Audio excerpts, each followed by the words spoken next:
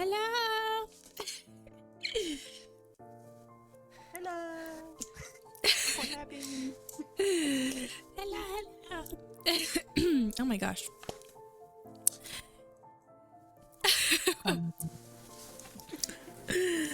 How y'all doing?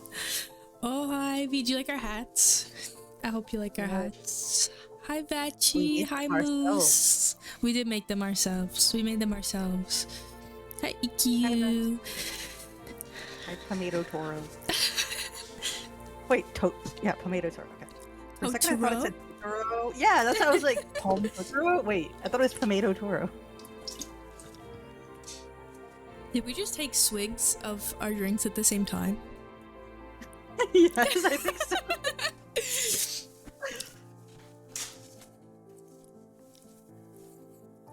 Aw, thank you, Bachi. Oh, okay. Thank you, EQ. Yeah, I see the hats are beautiful. They're so cute. Oh my gosh. We're doing more Umineko today. We're gonna continue. We're gonna try not to bore you with our voices, but very fancy. There is no vocals officially. At least for the official patch that I bought. So, thank you. God damn it, Amelie, get on that. I will. Yeah, apparently that project like went up in flames. Oh. It's like actually so sad. Oh. Yeah, I did some research after it, and it's so sad. Oh no. Maybe one day. It was like called Project Golden or something, but yeah, it was gonna be fully voice acted. Gonna be golden. Wow. Sorry. Sing it! I've been watching a lot of Trixie and Katya, so I have the...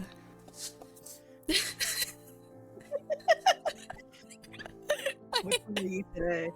What? Which one are you today? Are you Trixie or are you Katya? Well, I didn't go to rehab, so...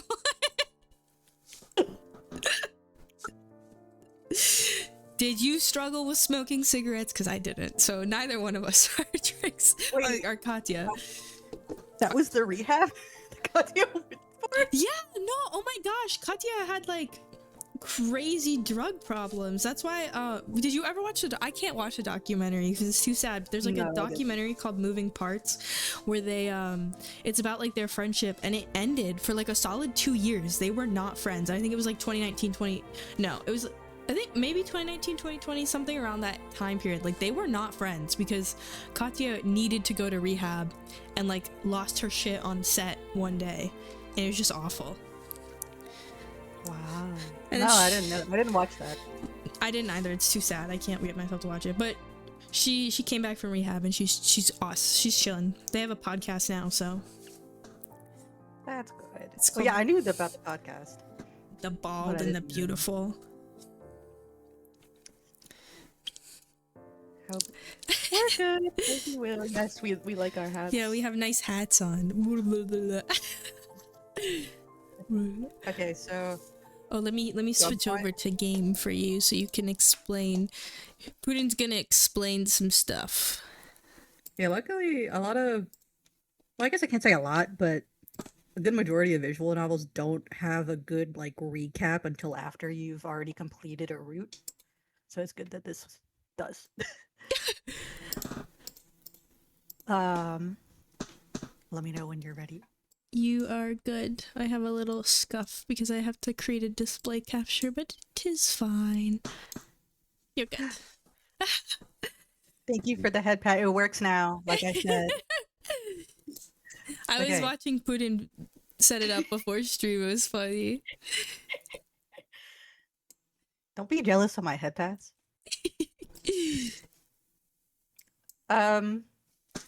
Moni, I've already played Umineko and read the manga. I know, I'm an elite class. And my favorite has not been introduced yet. But out of the ones that have been introduced, I guess I'd say Battler. I know, the first chapter seemed terrible. I know. Let me love my toxic man. Let me love him. Who's the sexy girl? What's her?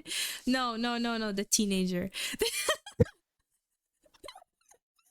18. She's legal. Monique, yes, Patler is beloved, but unfortunately, the first episode has him like talking about touching his cousin's chest. Boobs. It's okay. Everyone's got their faults, and his faults are just. Zero. He's got boobs. Melody the Battler is the best character. Anyways, all right, we'll start with him. He's MC. MC Kun. His wife, Asumu.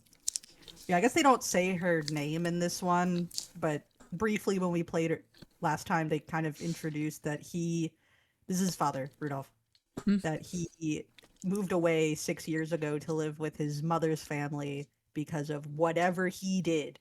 We don't know yet what happened between him and his mom. So but they now have he's beef. married. So this is his first time returning to the Ushiromiya, I guess, like family gathering. They say they do it once a year. So yeah, I guess it's like family reunion. I've never had a family that does that, so I don't know. I've been to one family reunion, and it was for a funeral. So, I mean, your guess is as good as mine.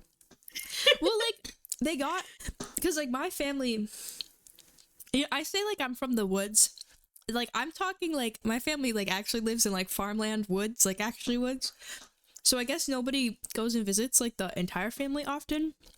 So I guess they dubbed it like a family reunion, but everybody was in town for a funeral, so I don't really know if it counts. I feel like it doesn't count.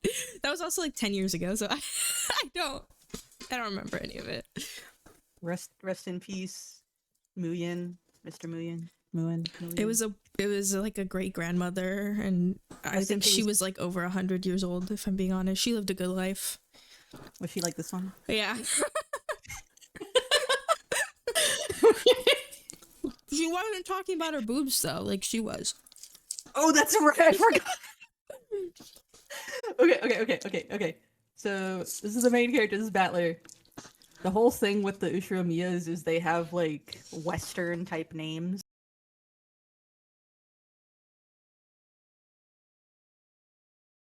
He just graduated high school or something, and he is returning to the family island that they own, Rokenjima, for the first time in 6 years. But his grandparents passed away, so yeah. So the family conference is a chance for him to renew his friendship with his cousins after a 6-year gap. So the first one you meet is George. And I found out, it was so funny, it was almost like George. Perfect timing. After we did part 1 of our stream, I saw a bunch of memes about George.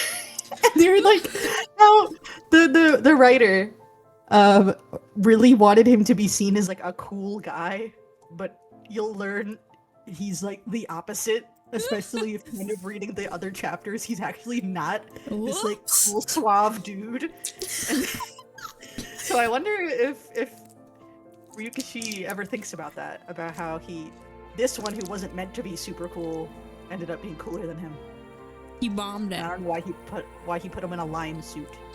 I don't know. I can't fuck with his suit. He's got like a. I like how they all have the symbols. Don't make me. You know, so I made the drawing. I made the drawing. I so badly wanted to take the old art and just recreate. Maybe I'll do that next week.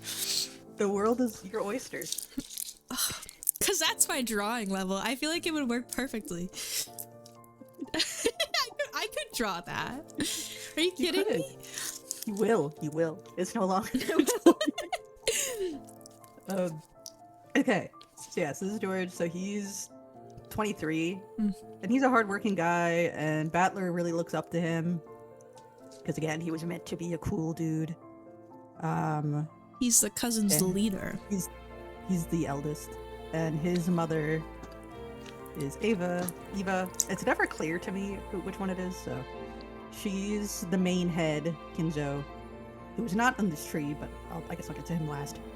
Second child. We haven't met the first child yet, and she's brother towards her brother Kraus, who is the first one that we haven't met yet, and opposes him whenever she can, from issues dealing with the family, fortune, to the question who will succeed the family headship. Normally, she would have lost her place in the Ushimiya family register upon her marriage, but she managed to forcibly overcome this by having her husband take her family. She's a girl boss. And that's him. Hideyoshi, he's from Kansai. Don't you hate it when... You're not gonna say... What? I saw this thing, because it was National Boyfriend Day recently. And, I saw this thing that was like, don't you hate it when you see all these beautiful women post their really ugly photos for National Boyfriend? And that reminded me of that. Yeah. Let me post you, honey. Okay. Yes, dear. You know what? She's a girl boss, though. She made him you know what? Yeah, I'm not in that relationship. I don't know their dynamic. Yeah, I don't know. I've heard that a lot man. of... That's not really uncommon, though. Like, if you're from a super wealthy family, the husband, he don't care. He'll be so glad to take that last name. But he does not possess the spiteful genes passed down through the Ushimiya family members. He has a bright smile and is refreshing at the family conference. He started his business from scratch versus the president of a medium-sized restaurant chain. The chain seems to be growing performing well. So yeah, so this is Battler's aunt, Battler's uncle, and Battler's cousin. So then we have Jessica. Jessica, you lost the game. Oh no! Sorry. Jessica is Kraus and Natsuhi's daughter, who we have not met yet, but we'll meet very soon. And in the absence of any irregularities. Yeah, you got that. You got that. You'll get there. You'll get there. You'll get there. Yeah, you'll get there. She's supposed to be the next head. Or her husband will, patriarchy, once her parents die. But she seems to have no interest in this. She was born with weak bronchi. Oh, Jesus. Sometimes assailed by sudden asthma attacks. That's a very weird way to phrase that. Anyway, she's the same age as Battler. And unfortunately, she's the one that... But she seemed, like, okay with it, kind of. The jokes about her boobs, but, like, I don't know. We're just gonna move on. We're gonna pretend that never happened. But yeah, so this is Rudolph, his dad. I mentioned it earlier, but he... Yeah, I guess Battler hates him. I mean, it's very hate-coded. His former wife, Asumu, passed away 6 years ago, and he married his current wife, Kirie, shortly after that. But he wants to make sure that his eldest brother doesn't keep all the wealth. This is Kirie. Kirie, his second wife. So she doesn't wear the little eagle thing. Yeah, she don't got the eagle. She ain't got the family. Yeah, the family crest. She got some skin showing though. I know. It's a very weird cut. She got some. She got some. She got some. Rudolph's right hand in several shady pieces of business guiding them to success. She is quick thinking and are trusted by her husband. And Battler seems to get along with her better than his dad. Some of the last Ushimiya official kid is Rosa. She is the youngest of the 4 siblings. It seems that gives her a weaker position as the family conference. She manages a design company, but she has yet to start taking it seriously, and its financial situation is far from favorable. So we don't know who Maria's father is, but this is her daughter, Maria. She can't shake off the habit of speaking like a young child, which often earns her a scolding. Usually that's the ooh. She's studying making friends. She's very interested in the cult and black magic. Thanks to her excellent powers of memorization, she knows all kinds of obscure trivia. And the last one we've met so far... She's a real one. ...is servant Kumasawa. This elderly woman is a part-timer. She's part-time? Oh. But she lives on the island. There's nowhere else for her to go. Well, she also quit her job multiple times. Has served the family for 3 years total. She's crafty and more than competent when it comes to performing her duties, but because of her chattiness and love of rumor, she's not highly regarded as a servant. Ugh, she's silly me. Hi, Hopi. I hope you are well. We are reading Umineko today. She's so me for real. She's got chattiness and love of rumors. And I don't know why they're not on the tree, but we did meet in the intro Kinzo, which is the head of the family. You'll see him again, and then his doctor, What is this doctor's name? I know Nanjo was the first servant. Oh, he's not dead yet. No. Oh. He has a servant named Nanjo and then a doctor that's telling him he needs to stop drinking. This is like the opening. But he was like, nah, I need to see Beatrice. Beatrice, smile upon me one more time.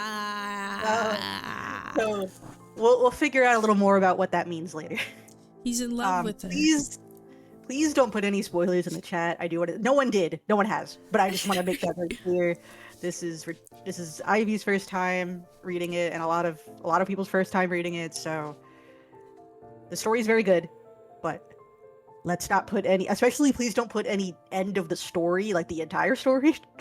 I'm gonna copy and paste a Reddit thread straight from the Umineko Reddit, and I am going to absolutely spoil the game. Yes. Oh, we haven't got any tips yet. Okay. All right.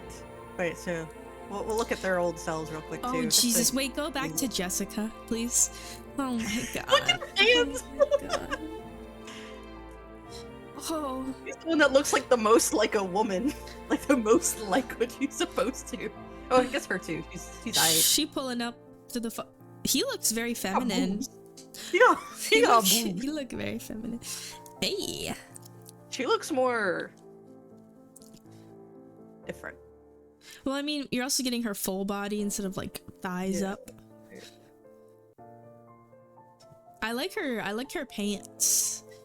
I like her fit. She's got the best fit, I think.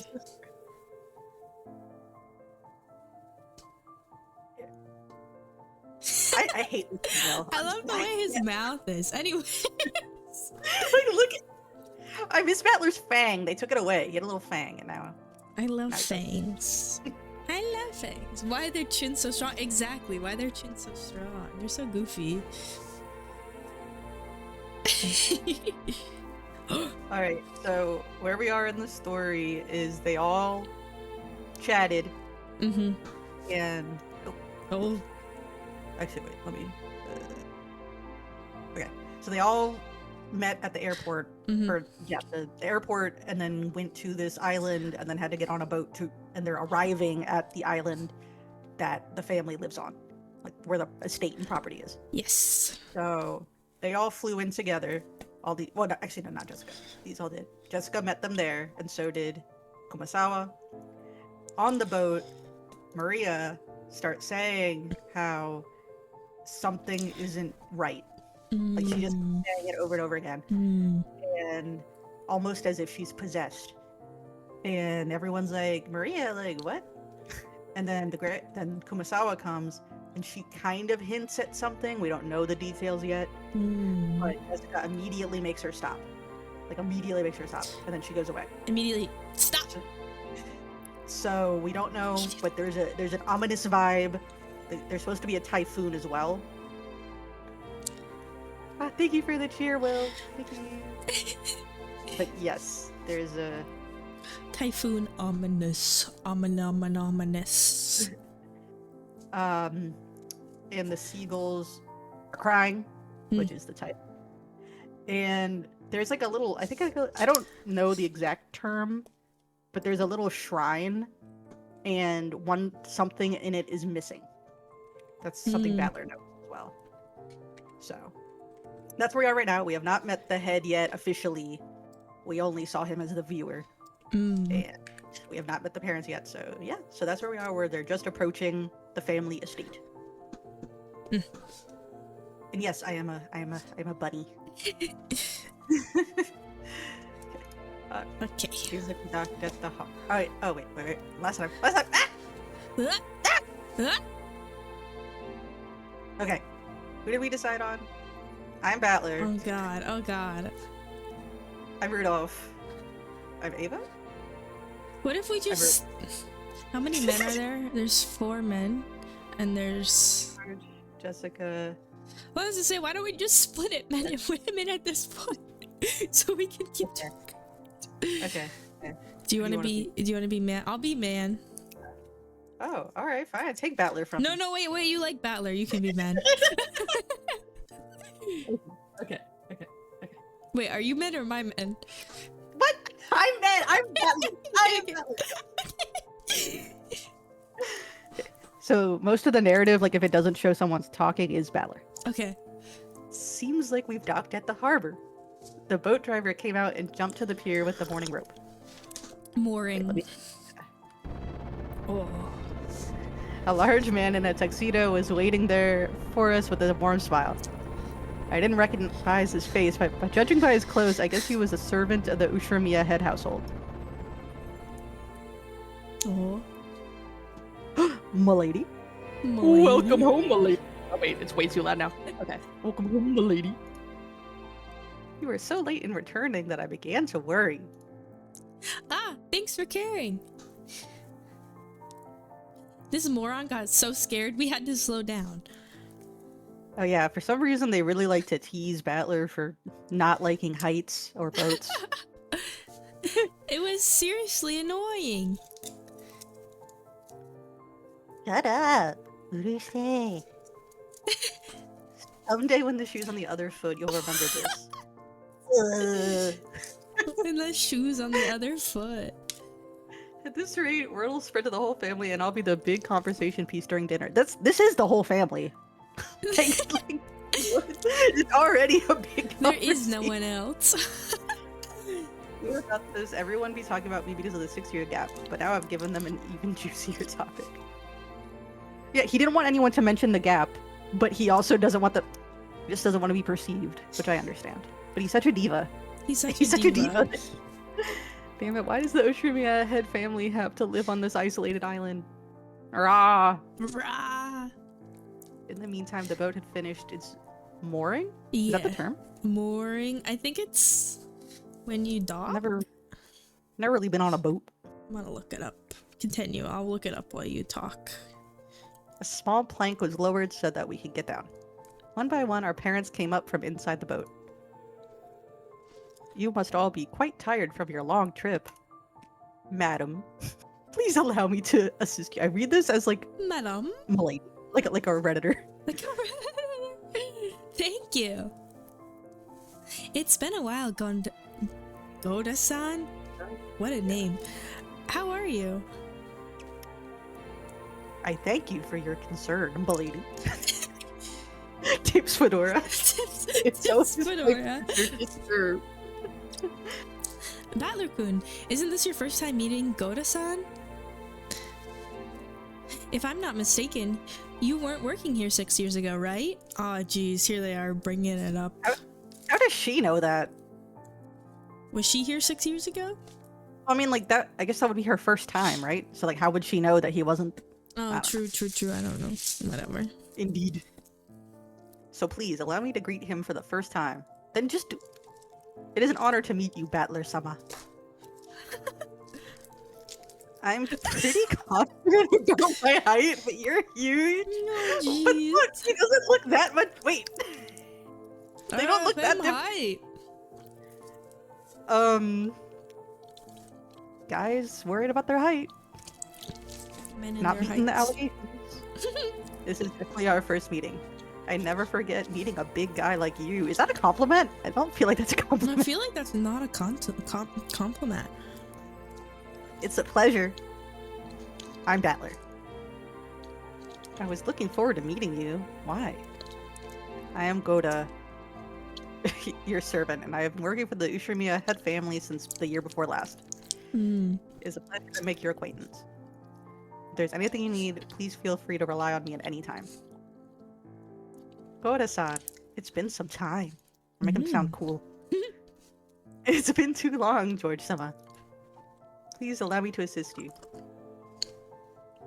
As usual, you're a pro at welcoming guests. If you ever need a job, just let me know, okay? You could be the host at one of my restaurants. I'd hire you anytime. So true. You do me too much honor. Please allow me to assist you, Hideyoshi-sama. Goda-san then lent a hand to everyone as they disembarked, greeting them as they passed by. His speech and mannerisms had the refined polish of a professional. He was very graceful in contrast with his initially tough-looking appearance. Rich people on a private island. Well, this won't end well. Nah, it'll end fine. Release the. His large size made him seem a bit scary at first, but he was much more polite than my first impression had led me to believe. Didn't he, like, hear him talk to the others first? He was polite to them, too. Was he? Yeah, he talked to Jessica first. Yeah. And then Wait, he's so weird. he claimed to have served on the island for just 2 years, but he had doubtless worked at a similar job somewhere before. After everybody disembarked, the mooring rope was untied and the boat started to steer away from the harbor. It was probably returning home returning to its home port on Nijima, which is like the closest to Japan. Like, this is like a really tiny island, Rokenjima, and that's like another tiny island. Lots of tiny places.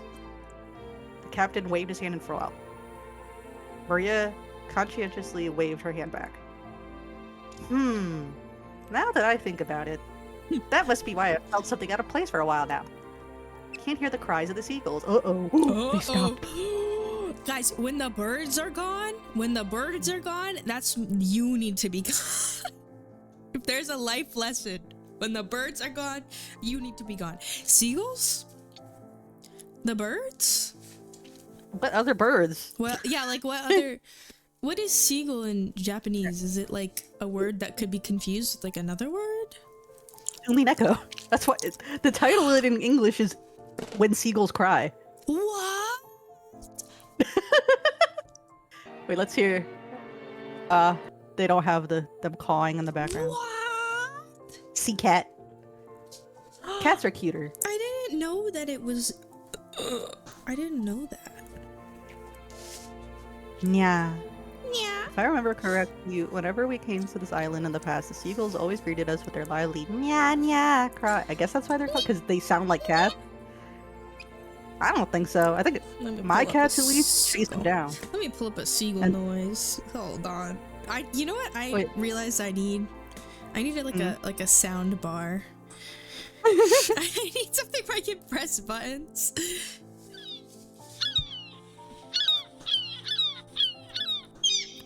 Squawk. Welcome in, Cerberus. Yeah. I don't know. I think that doesn't sound like nya, but what about, Finding Nemo? Mine.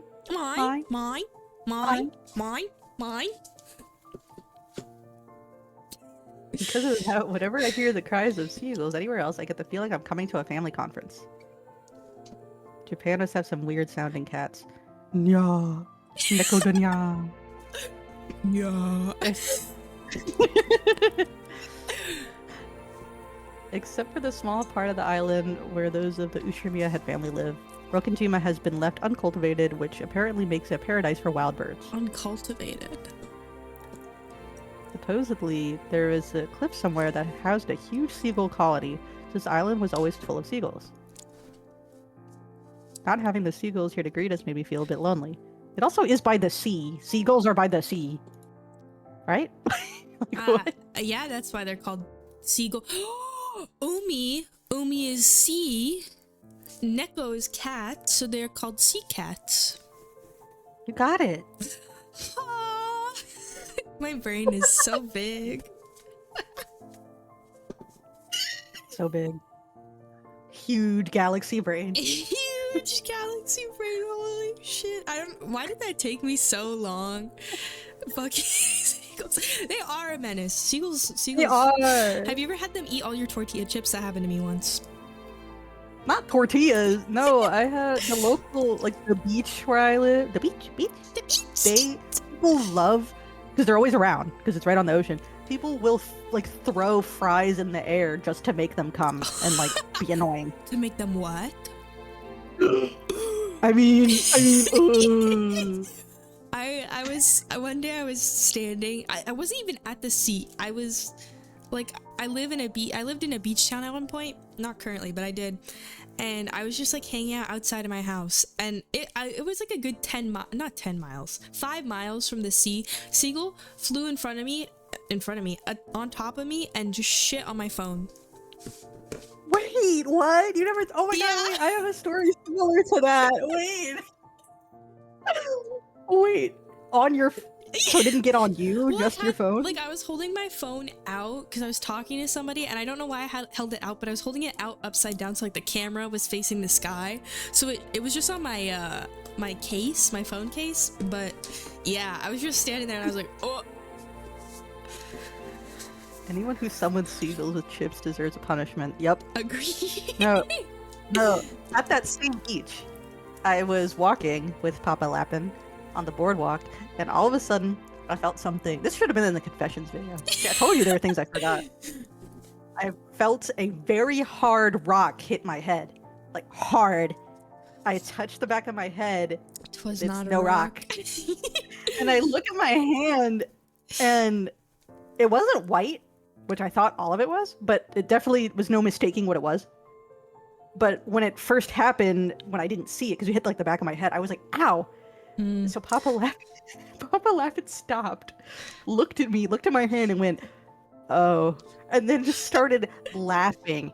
Oh. And I started laughing and crying at the same time. Crying because I was embarrassed, but laughing also because it was hilarious. So then I went back and took like 5 different showers.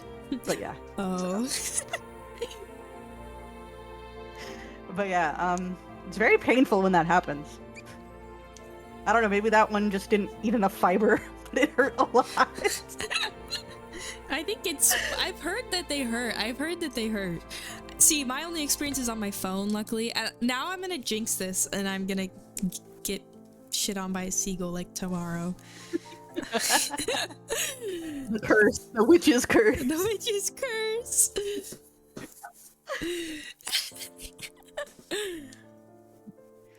Alright, come on, Miss Lady. Oh, shit, sorry. What's wrong with that, Lacoon? Oh, Rosa, why do we have to keep establishing? Yeah, what?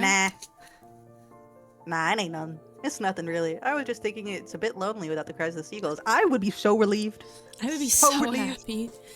Because they're also, especially if there's so many, like a colony, like you said, like that's so annoying. That's true now that you mention it.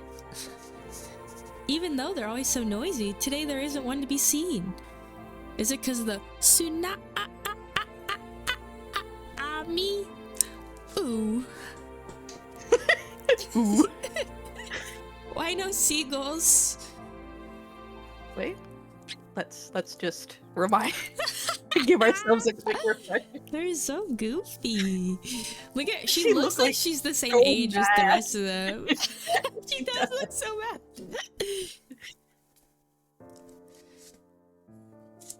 Maybe it's because the seagulls are having a get-together somewhere too. Maria, did you want to see the seagulls? Wait, isn't she the same one that gets mad when she speaks, quote, too much like a child? Yeah, but then I don't- she's like, do you want to go see the seagulls? Is it unless it's him? Oh well, it could be either one of them. Ooh. Wanted to see them. Weren't they at that other island y'all were just at? Yeah, what? Still, it is a bit strange that there isn't even a single one around. Maybe Jessica grilled them and ate them.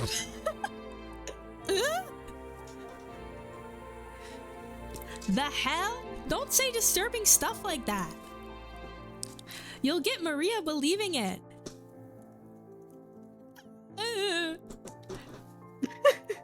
Jessica Oni-chan grilled them. Jessica Oni-chan grilled them.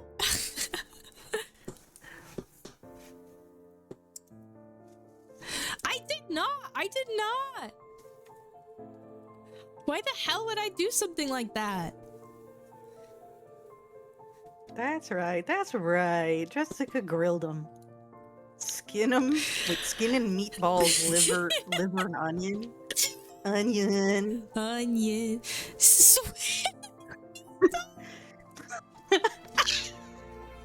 I think a 9-year-old can say grilled skin and meatballs.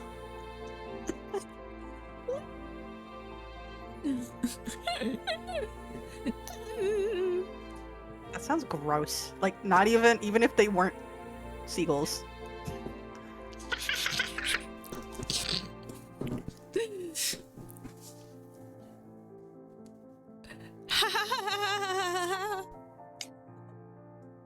As I made fun of Jessica, Maria tagged along, looking like she was having fun. Oh, I never guessed she was such a good sport. She's 9. She's 9. Alrighty then. From today, I'll make you my #1 follower. What? Oh. Oh. That's a crazy way to describe yourself. As I smiled at her, she beamed, looking overjoyed, possibly because she was happy about this little connection we made with each other. That's not it, Maria-chan. Annoying. And he thought this was cool. Ugh. I've heard wild birds are attuned to changes in the weather and atmospheric pressure. Of course he had to The weather pull will probably get worse tonight. Actually. No, the seagulls might have returned to their nests early. Oh wait, sorry. Not grilled? Jessica Oni-chan didn't grill it? No. I wouldn't do something like that. Battler, you admit it right now that you lied. Battler-kun. Why'd he do the thing? Maria. He did the thing.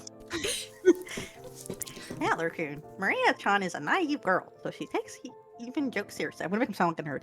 So she takes even jokes seriously. You should choose your jokes more carefully. George Aniki gently scolded me. Even though I outstripped Aniki in height, Aniki was Aniki, of course. For those not in the know, Aniki means older brother. Even though he's not his older brother, it's a term of endearment. An oppa, if you will.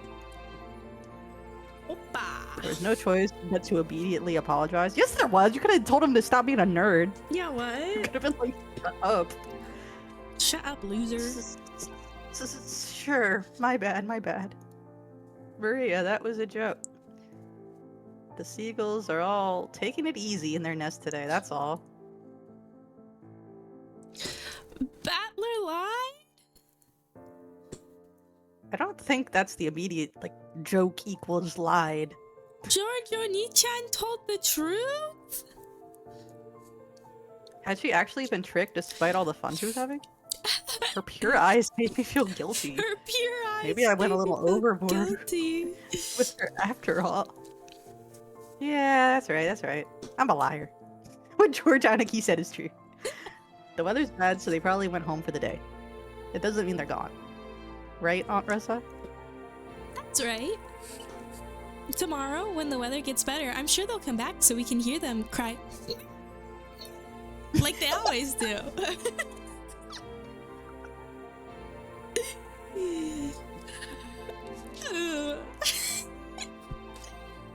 I'll wait until the weather gets better and they come back. Wait, I want to see if she makes this face in the original. She's got a smirk.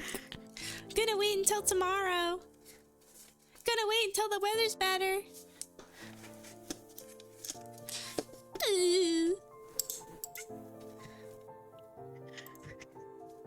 Maria was in a lighter mood and was looking forward to tomorrow when the seagulls would come back and fill the skies. Still, George Aniki was really amazing at taking care of kids. I think I remember Aniki taking good care of me as well when I was a brat 6 years ago. Aniki, that's probably your gift. George-kun is amazing at taking care of younger kids. If you wanted to, I'd bet you'd do a great job in childcare, don't you think? It almost sounds like she was like, want to take her off my hands. Yeah, she's like, can you take this kid off my hands? Thank you, Sora. Do you like our hats? You like our hats? Look at our hats. Blah, blah, blah. Yeah, it's almost like George and Isan was born to do something like that. Personally, I think that'd suit you better than doing business in some company president's office. Oh no, I hate kids. Oh wait, oh no. Childcare's a fine career path. But it's not a job where merely liking children is enough. You really are modest, George-kun. But Battler-kun is quite good with children, too. Just a second ago, even though it didn't last long, Maria seemed to be having a lot of fun. George likes little kids. George likes kids. George likes kids. please keep on playing with her like you did just now. Just choose your jokes more carefully, okay? Wait, he wasn't even the one that's... Yeah, what? That was Battler.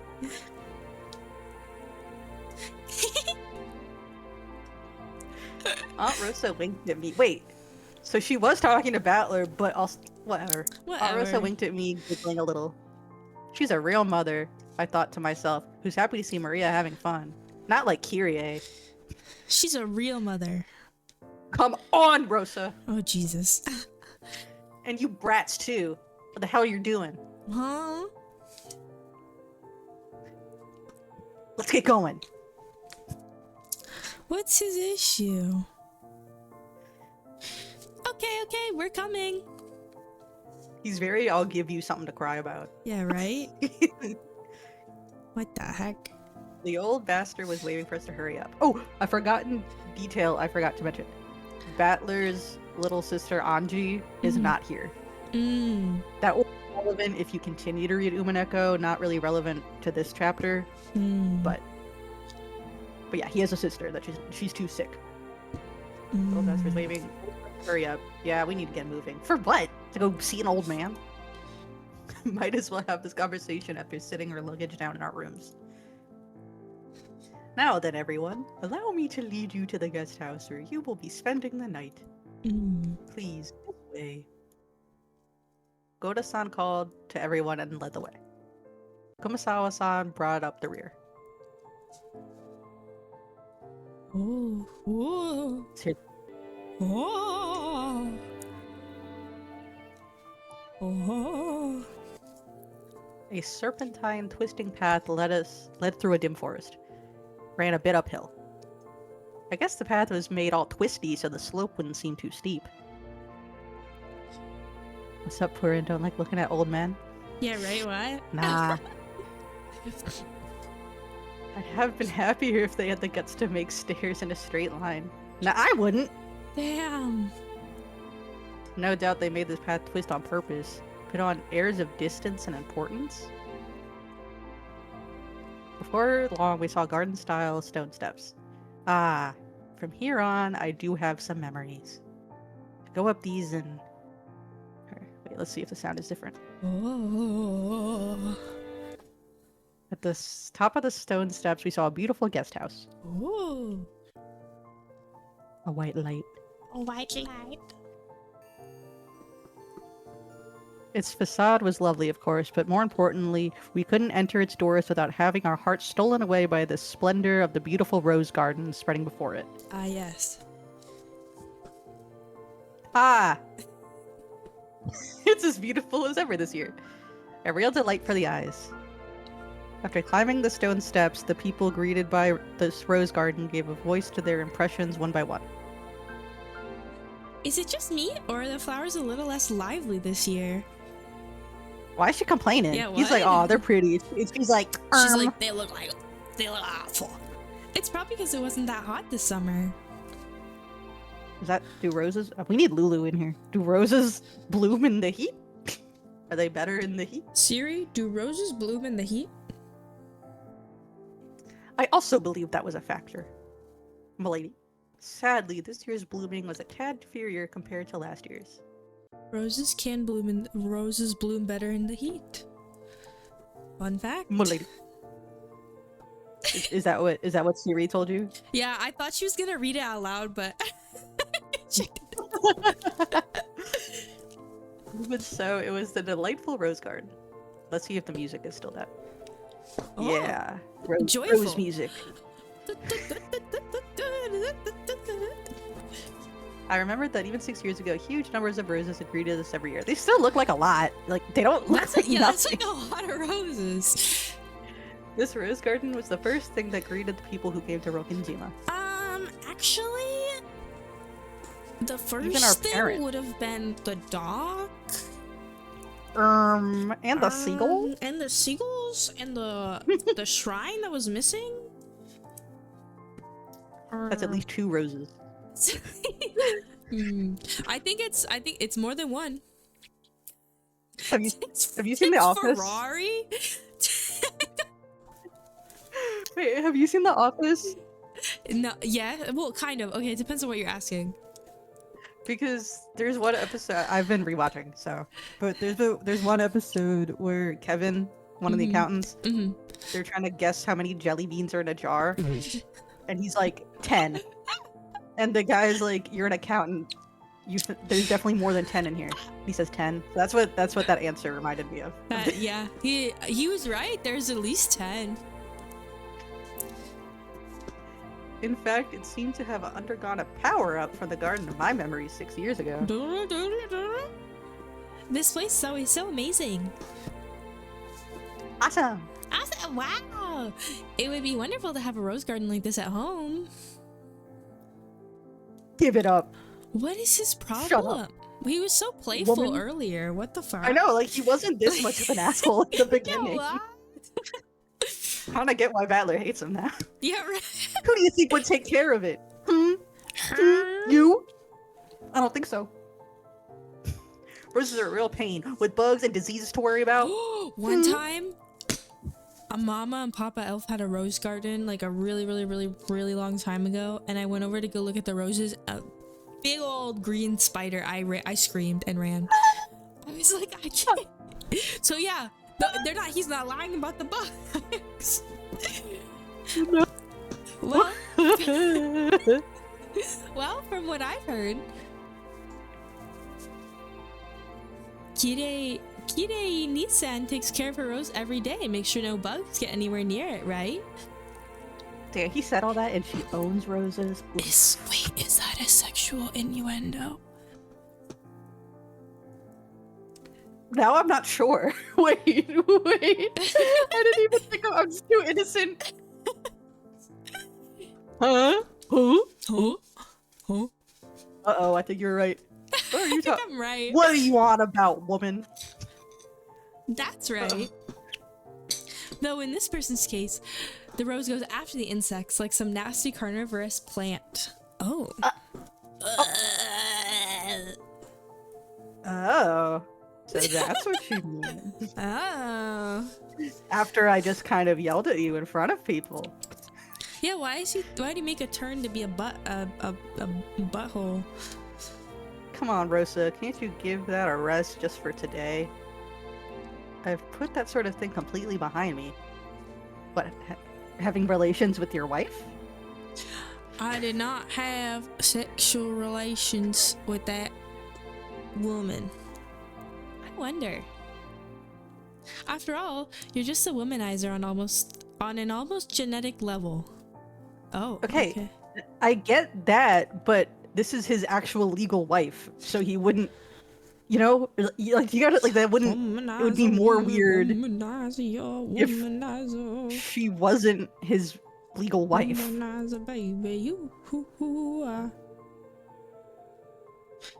No need to worry, Rosa-san. When a rose gives you too much trouble, it's always best to snip it at the root. Okay, so who's the rose? Now I don't know which one. Which one's supposed to be which? Confused. Is he the carnivorous plant, or me with the wife?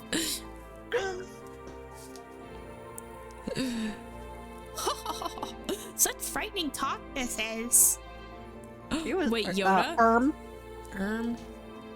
She was the one that talked about her boobs. She did talk about her boobs last chapter. Guys who are popular with the ladies always forced to live dangerously. I sure hope I turn out a bit prettier in my next life. King, we don't deserve you. At least he's aware. No. Hideyoshi Nissan, like I keep saying, it isn't like that at all. And Kirie, stop it. You're freaking me out. Yeah, shut up. You've made my rose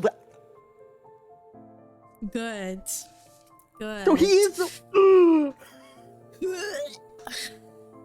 Anyway.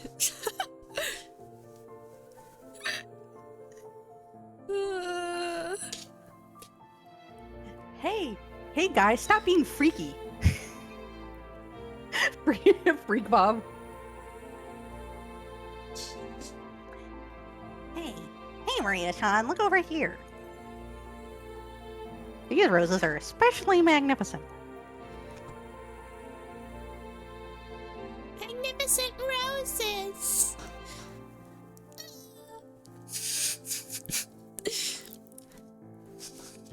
Smells pretty sweet. Sweet. Sweet. Look, this suits my elegance. Look, this suits my elegance perfectly. Hey, cut it out. Maria's gonna imitate you and get hurt by the thorns. What was he I'm doing? so dyslexic. Oh my god. He yelled at me as I leaned in to smell the rose's scent with an exaggerated gesture. Oh, What? so like he's like doing the thing where he like scoops up and like Oh yeah. like the.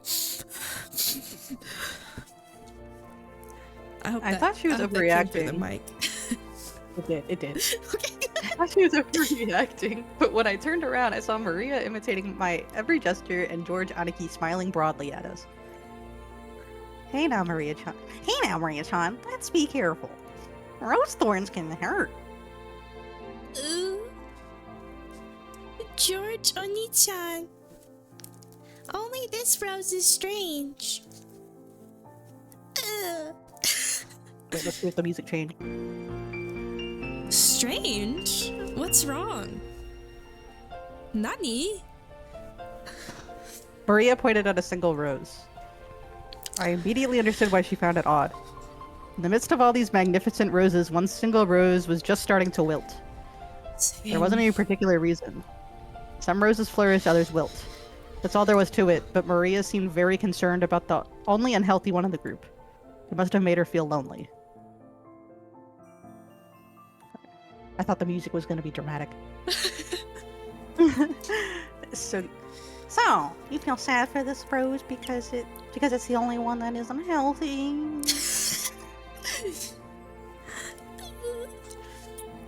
The others are all healthy, but this one's sad. Well, they all bloom and wither at their own paces.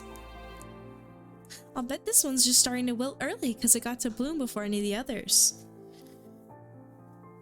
Yeah, that's right. It probably just bloomed like crazy, fulfilled its duty, and went to sleep. You shouldn't get so worked up about it. Yeah, shut up, woman. I'm taking after my dad. Shut up, Unwin. Yeah, I didn't change it. Okay. It seems that Maria's pure sensitive nature was making her feel some emotional pain for the rose that wilted alone. Same. She's an empath. She's an empath. She's an empath. Even though she understood the logic of it, it still felt lonely to her. Then, Maria-chan, why don't you look after this rose till we leave? George Aniki straightened up and felt, bless you. Thank you. George Aniki straightened up and felt around his pocket. Uh-oh. Uh-oh. Then he took out a wrapper from the candy he had been sucking on the plane. Hey. Hey. He twisted into a thin string, then gently tied it to the rose as a sort of marker. Wait, let's see if the music changed now. Nope. Hey, that's pretty cute. Hey. Hey. Let's mark it with this. Later on, you can come and give it some water. I'm sure Mr. Rose will be happy. Ooh. Come to give it water. What? I think you should give Mr. Rose here a name. I'm sure that'll make it happy, and you get to know it a little better. Isn't Mr. Rose the name? Yeah, right? What? A name? A name.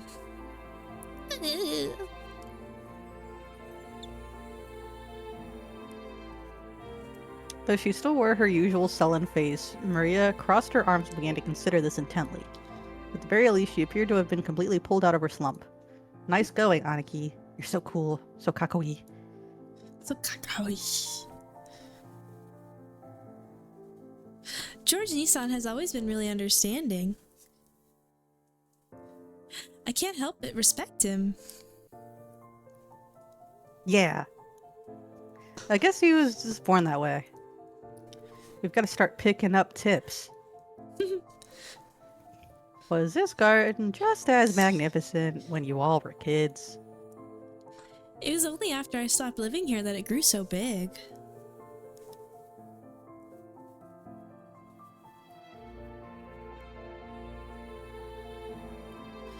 Before that, the garden was simpler, though I'm still attached to that one. Nissan fiddled with it too much, with that vaguely bad taste of his. She has 2 Nissans. You gotta like Yeah, right, what? different. I liked it much better before. Ava, you've gotta think positive. You gotta think Setting aside positive. how it used to look, its beauty now is something to be admired. You'll be able to relax a lot better if you look at it that way. Yeah, just stop being depressed. I think he needs a southern accent. I didn't mean it like that. I was just saying that I wanted you to see the garden the way it was before, too. Everyone, if you please, miladies. Lady. I shall guide you. I shall guide you to your rooms now. Goda-san called to everyone to ask if we were ready, but our hearts had been completely stolen away by the rose garden that none of us had seen for a year, so we didn't pay much attention to him. Yeah, go away, the help. Yeah, go away. Since we weren't a travel group, it wasn't like we had a strict schedule to follow. Besides, since our parents were visiting their old home full of nostalgia, it wasn't like they had to let themselves be urged by anyone or anything. Understanding the situation, Goda-san continued to wait, smiling widely until our parents got tired of the roses and told him to guide us to our rooms. So true. Thank you for the hydrate. Drink water. Let's see. Uh-oh. No music. Oh. Oh. Hey! If that isn't Kanan-kun. It's been so long. How are you doing? That's what Hideyoshi suddenly shouted. Oh. Oh. Ooh, ominous. Wait, let me Boy? take my drink. Let me actually do the hydrate. That's a boy. That's my man. That's Kanan Shibuya from Love Live Superstar. In the direction he was waving was a slender boy. Shibuya Kana. Meeting him right after a huge man like Goda probably emphasized his small stature. The boy was in the middle of transporting piled up gardening tools and the like in a wheelbarrow. Boy, heart. And when he realized he was being called to stop, he set down the wheelbarrow, took his hat off, and bowed his head. Wait, we gotta see. Hey, yo. Big meaty claws. Big claws. Big claws. Dot dot dot dot dot dot.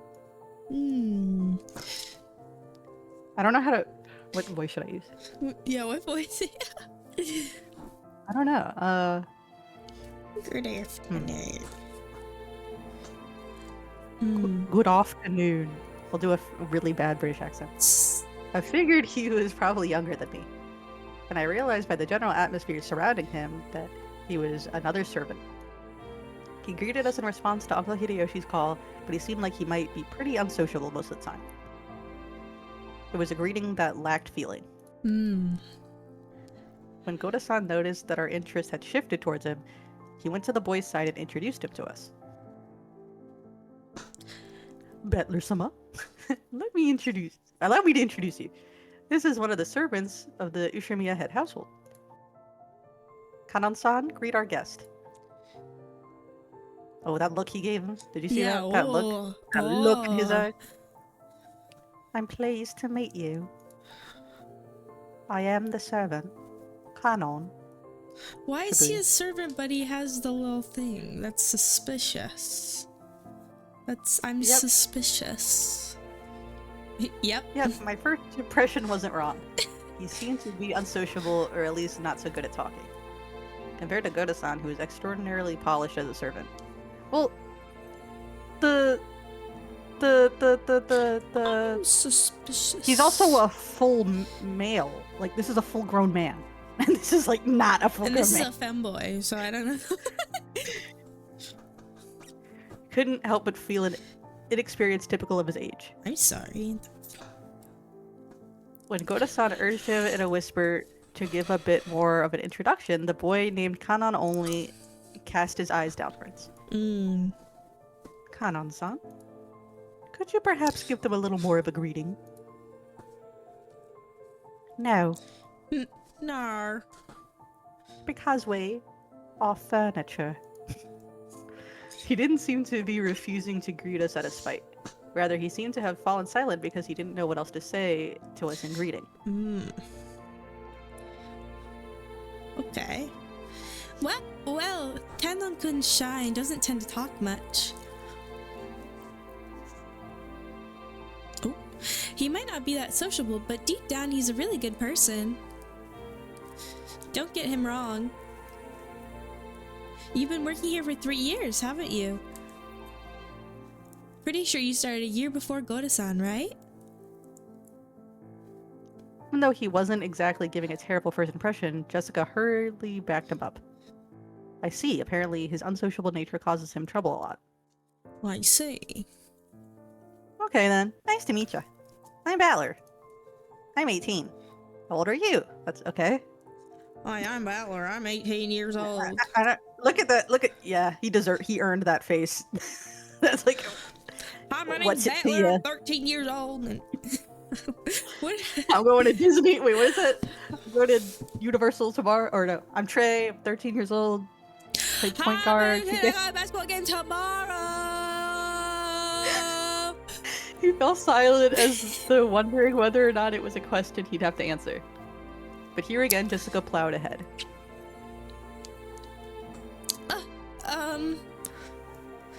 If I remember correctly, Kanon's 2 years younger than us, so 16, right? Yes, that is correct. I couldn't do it. See, my British accent's You so sound like not. salad fingers. That's so. That's so. Salad fingers.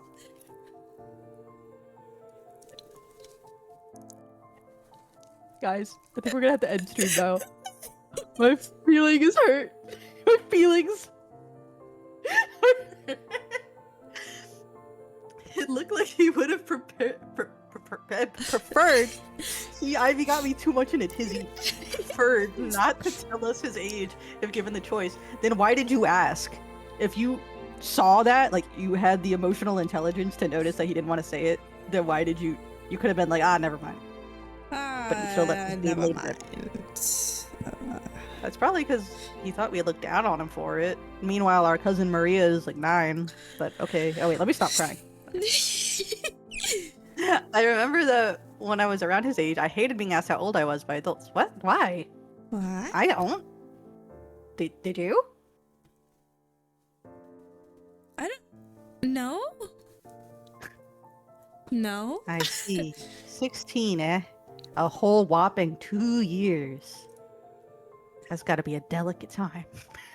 Why does he sound so old? Which means I probably asked something I shouldn't have.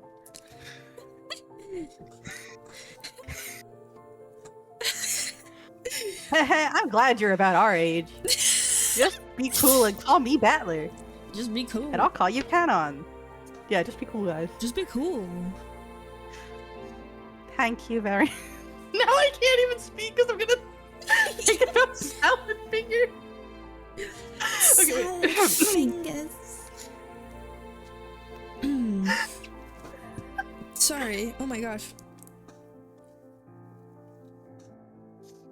Anyways. Thank you very much.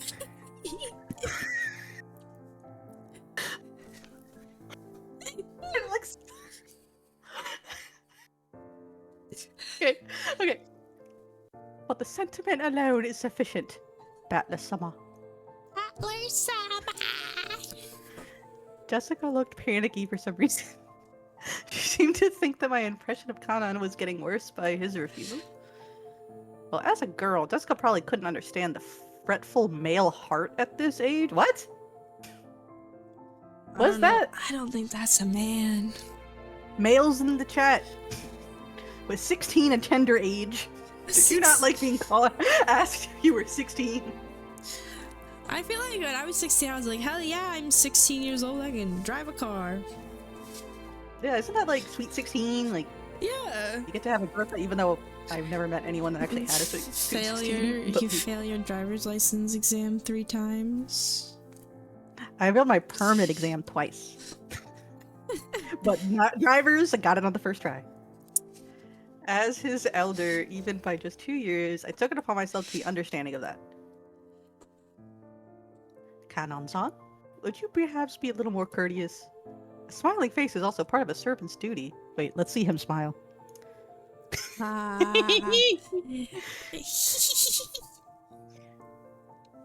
My apologies.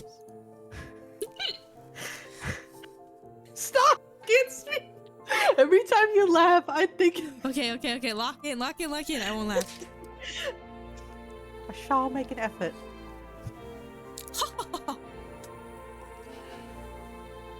Goda-san, Kanan-kun is trying his best, yes? I never really thought about it. Yeah, like, when I was 16, I was just 16. Like, it's really not that serious. Yeah, right? What? It looked like he was often warned about being unsociable. And apparently he hadn't Same. improved one bit.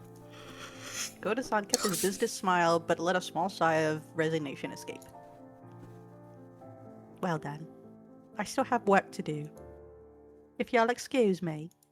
It looked like Kanan himself was uncomfortable with remaining silent here any longer.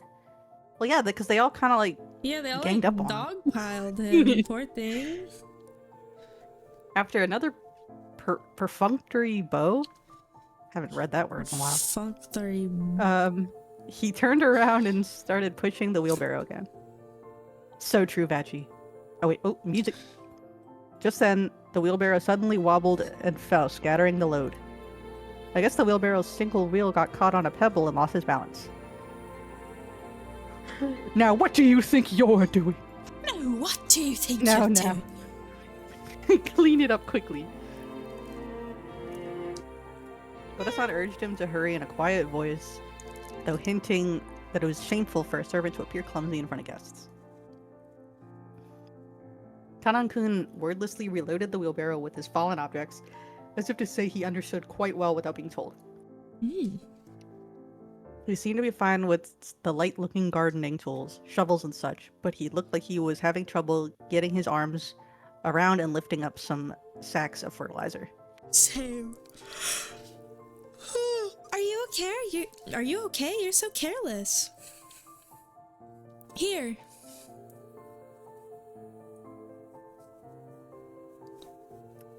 M'lady. M'lady, you will dirty your garments. Please, leave this to us. With smooth motion, Goda-san took the shovel that Jessica had picked up. Behind him, Kanan-kun was having trouble with the sacks of fertilizer. Kanan-kun.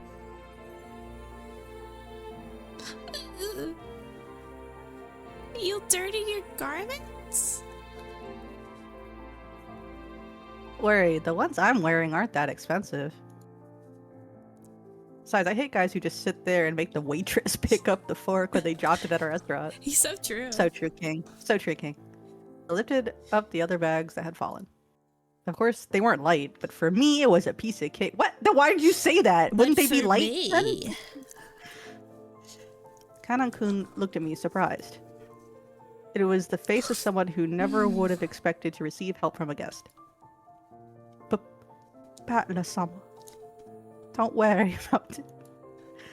I will take care of everything, so... Don't you worry! M'lady. M'lady. I may not look it, but I've got it where it counts.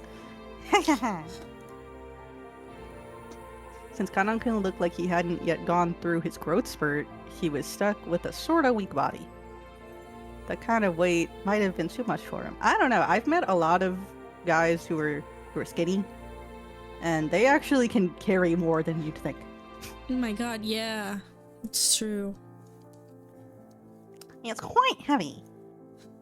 It's natural that it'll be difficult for you, you little boy. Don't worry. Don't worry about it, Kanan-kun. Okay, my time to shine. Okay, my time. This makes up for the boats from before, right? Disho. This. Ha! As if this could make up for freaking out like that. Later, I'll tell you about it too, Kanon-kun. Battler was totally hilarious. Gonna fall! Get fall!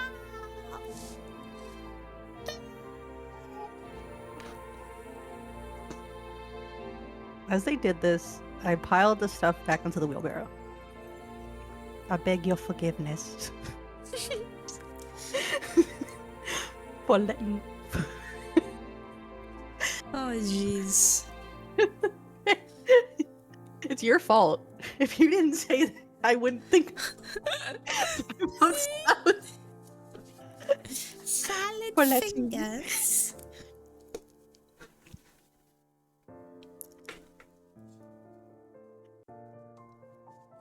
Anyways. Okay. I've got this. You got this. For letting you witness such unsightliness. Come now, that's quite enough, milady. Please go. Yeah, get out of here. Get out of here. Letting the guests who were supposed to feel welcome see such a disgraceful thing must have been hideously embarrassing for a servant. Pressed by goaded to hurry up and go, Kanon-kun left. So true. You're too harsh on him, Goda-san. Shouldn't you have helped him instead of being a bully? Oop. Oop. That was wrong of me. I deeply implore your forgiveness. He didn't apologize to Kanon, though. He just No, yeah, apologized to what? her. He just apologized to her. Without even a twitch and a smile, Goda-san apologized elegantly. Kanon-kun has a ton of things he's good at, too. It's just that being young works against him all the time. It's a crying shame. Well, it's a prickly age. Let's just leave him be. After all, closed-mouthed servants are the best kind. Isn't that right, Kumasawa-san? Rudolph-sama, you truly are harsh.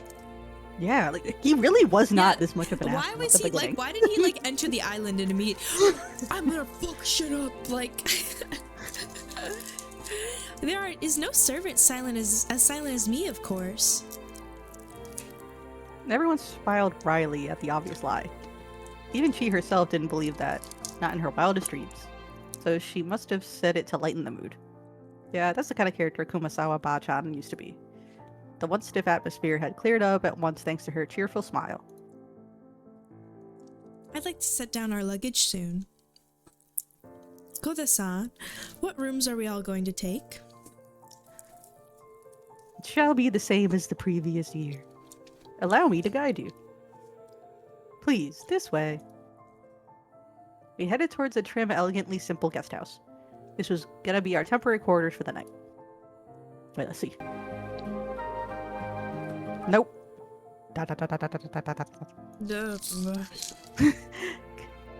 Kanon watched over a hedge as the guests all entered the guest house.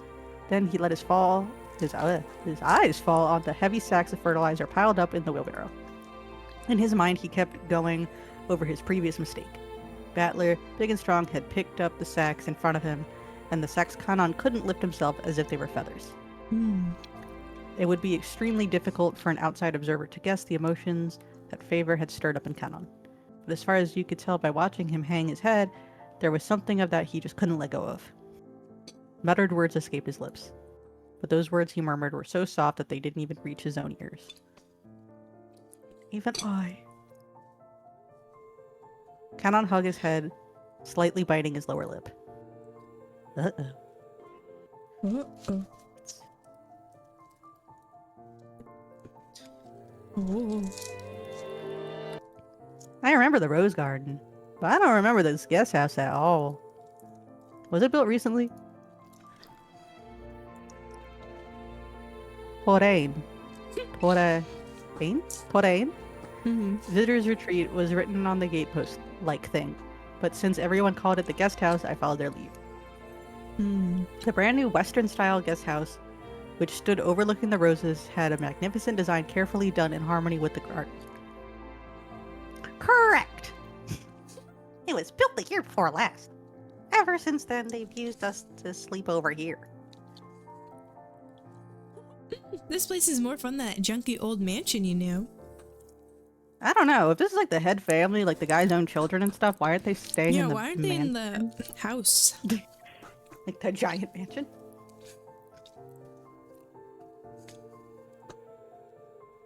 I wish my room was over here.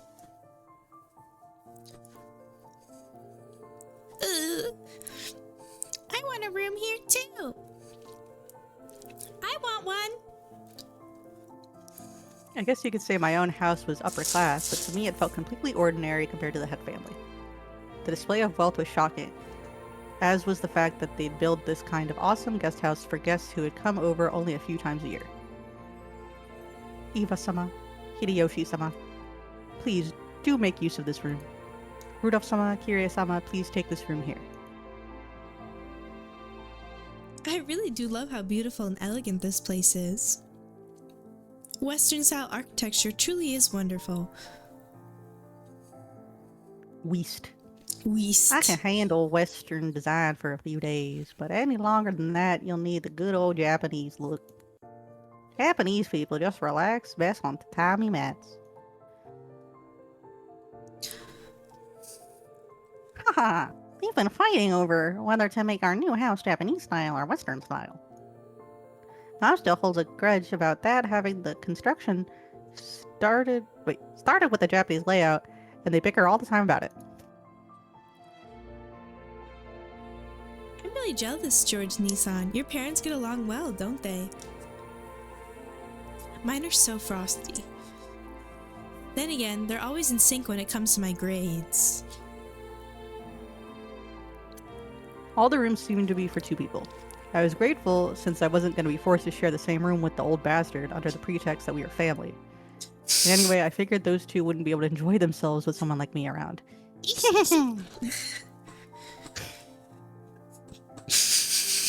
I can't get over the What's with that creepy smile? You're thinking about something dirty, aren't you? Come on. Ugh. With that attitude that Rudolph had earlier, Yeah, Nuh-uh. crazy. Wait. I have the perfect sound to play right now. Oh no! One second. Oh jeez. Oh jeez.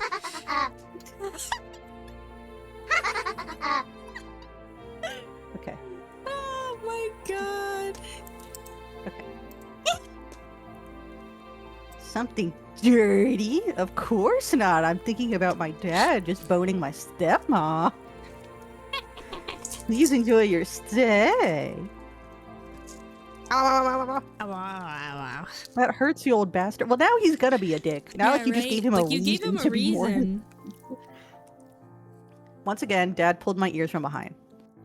Cut the crap. I'm getting a stomach ache and I'm not in the mood for this. You're the guest to honor in this time around. So play as nice as possible with Dad and Aniki and the rest. At the very least, be careful of what you say in front of Dad. Got it? Because wisecracks don't go too well with him. Jessica-chan, what's the head's mood been like lately? Same as last year, I guess. Considering they say he's got 3 months left to live, he's as lively, grumpy, and irritable as ever. Meaning this year he's in his usual bad mood. And as usual, the only one who's able to look after him is Genji-san. It seems the master will open his heart to no one else.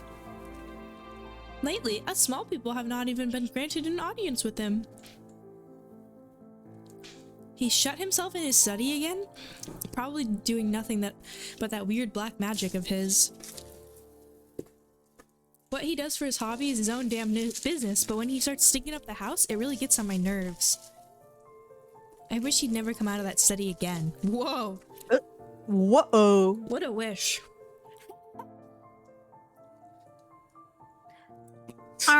You shouldn't talk like that about the elder. We're all indebted to him since he rebuilt the Ushirimiya family. You should be more grateful. Well... Sorry. After being rebuked by George Aniki, Jessica had no choice but to take back her thoughtless remark. The Ushimiya family was wealthy beyond belief, but of course, that meant all its members were a bit strange and completely out of touch with the world at large. And at the top of the chain, the family head, our grandfather, seemed especially strange and terrifying even for our family. Dad said he was getting a stomachache earlier, and I imagine that reflected on the honest feeling of all the adults here today. No doubt they were jealous of us grandchildren who could just play around and laugh without a care. From the stories Dad told me, the family head was a violent man who ruled with his fists, beating his children, even his daughters, mercilessly with a wooden sword. Aww. If he was so strict and uptight about that, why couldn't he have been a little more conservative with his names? See, am I still on this? Because of that, even us grandkids have to suffer. Anyway, I can't say I have any trouble believing those terrifying stories about him. I don't remember meeting him very often, but I think I recall him looking extremely grumpy all the time, making people cower with that sharp gaze of his. I remember that room's atmosphere got so tense whenever he was around, you couldn't even breathe. What my dad said about me being the guest of honor now carries a little more oomph for me. Oomph. Oomph. 6 years ago, I was in elementary school, but I'm a high schooler now. If I act up, things could get serious. Oh, scary.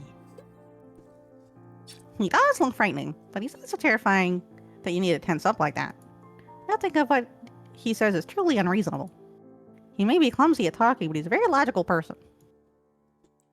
But George Nissan, you've been the family darling since like forever because of your awesome grades, right?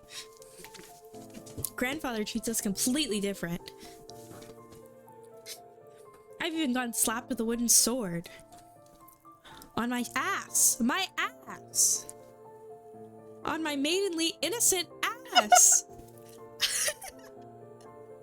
Oh my gosh.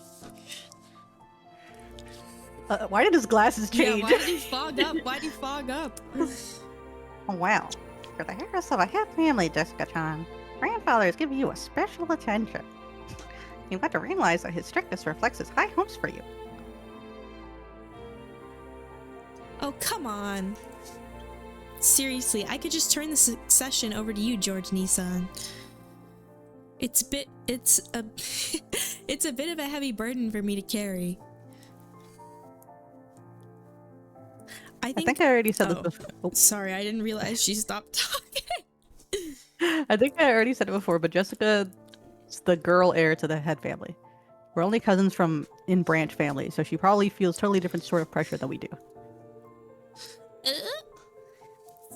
Jessica Oni-chan, is that heavy? If I help hold it, will it get lighter?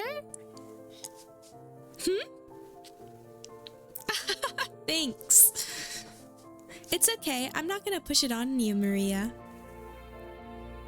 I'm gonna bear this cross until my grave. Don't worry. She was grateful for Maria's innocent concern, but Jessica's face still seemed to contain some of the uneasiness she felt towards the future. Oh yeah, she's 18. Yeah. Maybe we were in the same boat. Any high schooler with exams approaching would have trouble hiding their anxiety for the future. Maria, come here. You and I will be in this room. Battler-kun, I heard you're gonna be with me in this room here. Oh. Now there's a surprise. Oh? It's bigger than our parents' room. Dang. Well, I figured we cousins would all want to hang out together. So I told them to get a bigger room ready. I like it here more too. I'd rather be here than with Mama. Oh. Oh, you like it better here too, Maria. Okay, this room is George and mine, but we'll give you special permission to come in. Better keep it a secret from your mom, okay? Okay. It's a secret. It. Aunt Rosa was right behind us, but Maria still answered, striking the air with her fists tight. After setting down their luggage in their rooms, our parents had gathered again in the corridor. Hey, what are you brats planning to do? Are you cousin just gonna stay here and chat? Can I come? It seemed they were having the join? It seemed like they were heading to the mansion to announce their arrival. Normally they would make us follow them and greet everyone together, but if that had been the case, Dad would have just told us to come and that'd be the end of it. He's saying it's okay if we don't come. So what'll we do? Well, it's gonna be lunchtime before long anyway. Better let the kids unwind here. Besides, if worse comes to worse, it might be our last chance to play outdoors.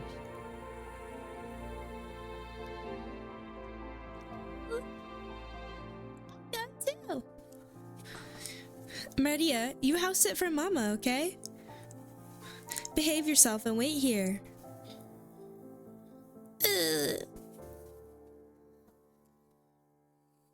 Since Maria was being told to house sit here, we certainly couldn't leave her on our own. George Aniki noticed this immediately and gave a clear reply for all of us cousins. Well then, we'll accept your offer and house sit. We've got lots of stories to tell each other after being away for a year. That sounds wonderful. And Battler-kun has 6 years worth of stories to tell, doesn't he? Yeah. I'll take care of the house like a good boy. Kumasawa-san, I'm gonna stay here too. We'll break rank and leave the rest to the adults. Perhaps that would be best. I'll report it to Madame. Then allow me to guide you all to the mansion. This way, please. The other children are one thing, but George is getting to be an adult. Wouldn't it be better if he came with us? We make him come. The poor George will be the only one out of place. Interacting with cousins is also important. Okay, see y'all later. That was that. See y'all later. The adults left one after the other. They left in the same formation as our trip from the harbor, with Goda-san leading and Kumasawa-san taking up the rear. As we gathered in the room assigned to us cousins, George Aniki asked us to excuse him for a second. He rushed over to Kumasawa-san, who was following behind the disappearing adult, and seemed to ask her something. He soon finished his business and came back. What's up, Aniki? Nothing. Just wanted to ask her something. Mind your business. Tell me too. Tell me too. What could George Nissan be asking Kumasawa-san and not me, I wonder? I don't have a clue. No, it's a misunderstanding. Chick, I don't know. Not that I know what you're misunderstanding. Aniki was getting pretty tongue-tied. It was almost as though he felt guilty about something and Jessica knew exactly what he was worried about. At any rate, it's no fun if Jessica gets to know about it, not me. Hey, Maria, it looks like we're the only two out of the loop, right? Don't you want to know what they're talking about? We want to know too. We want to know too.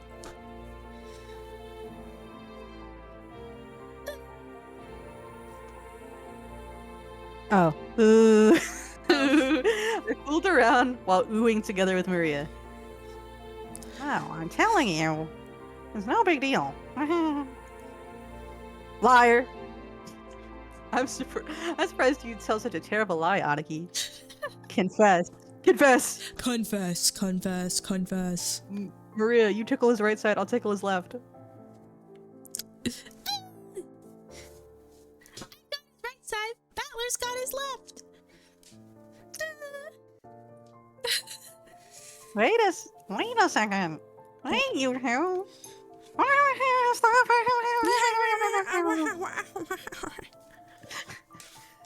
Maria and I played around, chasing George Aniki as he tried to escape, rolling on the bed. I realize high schoolers aren't supposed to bounce around like kittens, but I still miss this kind of fun. Why not? Kittens? Warm, cozy kind of fun. George Nissan, what were you asking Kumasawa-san? Well, I've got a good guess. It's been a year since the last time he visited the head family. Who knows what servants might have come and gone during that time. Oh, either way, it looks like he'd like to go and say hi. Say hi. I want to say hi too. What the hell? That's nothing to feel guilty about, Aniki. Hmm? I'm not buying it. Maria, don't be fooled. Anaki's still hiding something. More torture! Oria! Stop it! Seriously! I'll get my katana. Maria's fun. You too. Stop already.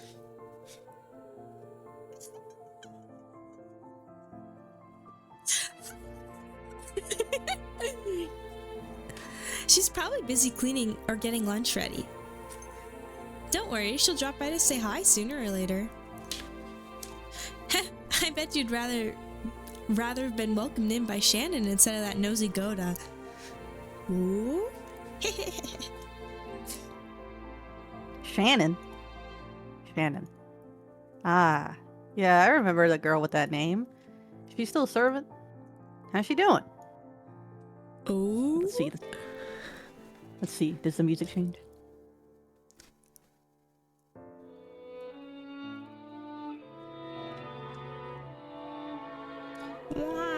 Not really. By the way, Natsuhime-san, how's your headache been lately? Seemed pretty serious before. I've been much better lately. Wait. Oh God. I do love Natsuhi. But yeah, this is Jessica's mother. Thank you for your concern. Oh, right. Here. A present for you, Natsuhi-san. Thank you very much. I'm always receiving gifts from you. Is this black tea?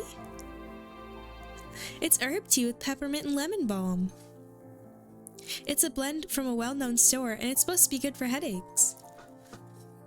I thought it might help you too. Rosa was always a conscientious woman. Probably because she was the youngest of four and much younger than the other three, she managed to grow up without gaining the venomous nature of her siblings. Her kind words got Natsuhi to soften her expression for just a moment. But it wasn't enough to melt her stony gaze, hardened as it was by long years of mental stress. Come to think of it, you're always complaining about those headaches. Pull yourself together. Damn. Jessica-chan has her exams this year, right? That's gonna be a turning point in her life. Will she really be able to rely on you as a mother if you're not like that? What the heck? Besides, Natsuhime-san, you're 3 years younger than me. You should get your act together. You said, shut up. Damn! I apologize. I've had a tendency for headaches all my life. But even under normal circumstances, Ava sometimes failed to choose her words carefully. But her comments aimed at Natsuhi contained shards of obvious malice, though she hid it with a smile. Of course, that fact didn't escape Natsuhi. She frantically contained her urge to grimace and pretended to ignore Ava. Our Battler-kun will have his exams this year too. Rudolph-san, shouldn't you be a little concerned as well? For the sake of your own son, you better get serious to the point of having headaches like Natsuhi-ne-san. If I say anything, he automatically compels. So what should I say? Should I say the opposite? That's okay for him to mess around? It's probably the only way I can get him to listen to me. Hideyoshi-ni-san, George did really well on his exams, right? Please, you gotta teach you the trick on handling children. Well. It's probably because I got him to understand why he should study. Study weren't anything also. That's right. The real point of studying is to practice researching stuff on your own whenever you bump into something you don't know. If you can't do that, you can't be useful to society. So true. I'm not talking about math or writing. You gotta learn how to learn. That's splendid. I wish our Jessica could understand that as well. If she is to be the heiress of the Ushidomiya family, then at this rate, do you really have to force her into becoming the successor? After all, a woman has to find a woman's happiness. Parents shouldn't force such things on their children, don't you think? Hold your horses, Ava. Each family has its own way of raising their kids. You shouldn't be pushing. I'm sorry. Natsuhide-san, don't take it the wrong way. Though the light was shining through the window was... Wait. Though the light shining in through the windows was quite warm, and despite the cloudy weather, there was a dark mood about the room, which was probably causing headaches for more than just Natsuhi. As if to sweep away that mood, Kyrie brightly made a suggestion to all present. Still, this black tea has a really lovely aroma. Let's drink it right away. In Japan, surely you couldn't find something like Leopold's black tea anywhere but Ginza, right? I see you know a lot about it, Kirie-ne-san. I guess it was worth going through the trouble of buying it. Kyrie and Rosa stood up from their seats and made as if to prepare the black tea. But Natsuhi forestalled them. I thank you both, but we can try that later. One of our people will soon be coming to bring some tea, so please relax. Leave it for later, you two. Let's enjoy our welcome drink. Rudolph gave a subtle signal with his eyes for them to sit down again. Kyrie and Rosa understood instantly and obediently returned to their seats. The initial greeting of the guests was complete, so it was time for them to be served some tea. It was embarrassing for the host that the tea was late, especially now that the guests were talking about making tea themselves. Natsuhi bit her lower lip, frustrated by the ineptitude of her servants who were late bringing in the tea. Seeing her face, Ava immediately started to giggle. Uh-oh. The girls are fighting! Of course, Shannon had no way of knowing what was taking place in the parlor. She came pushing a serving cart piled with teacups. For no apparent reason, Natsuhi gave her a pained look, and Shannon couldn't help but flinch without knowing what she had done wrong. Oh, thank you for the raid, Ray! Thank you so much. I hope your stream was well. Welcome. Welcome, welcome, the raid. So true. I hope you are doing well. My name is Ivy Muyen, and this is Purin Lapin, and we are reading Umineko. Lapin. Raided. I like raided. Love to see it. Thank you so much. It's pronounced as Ivy? Yes, it is. It is pronounced as Ivy. Ivy Mo. Ivy. Ivy's nuts. Ivy's nuts.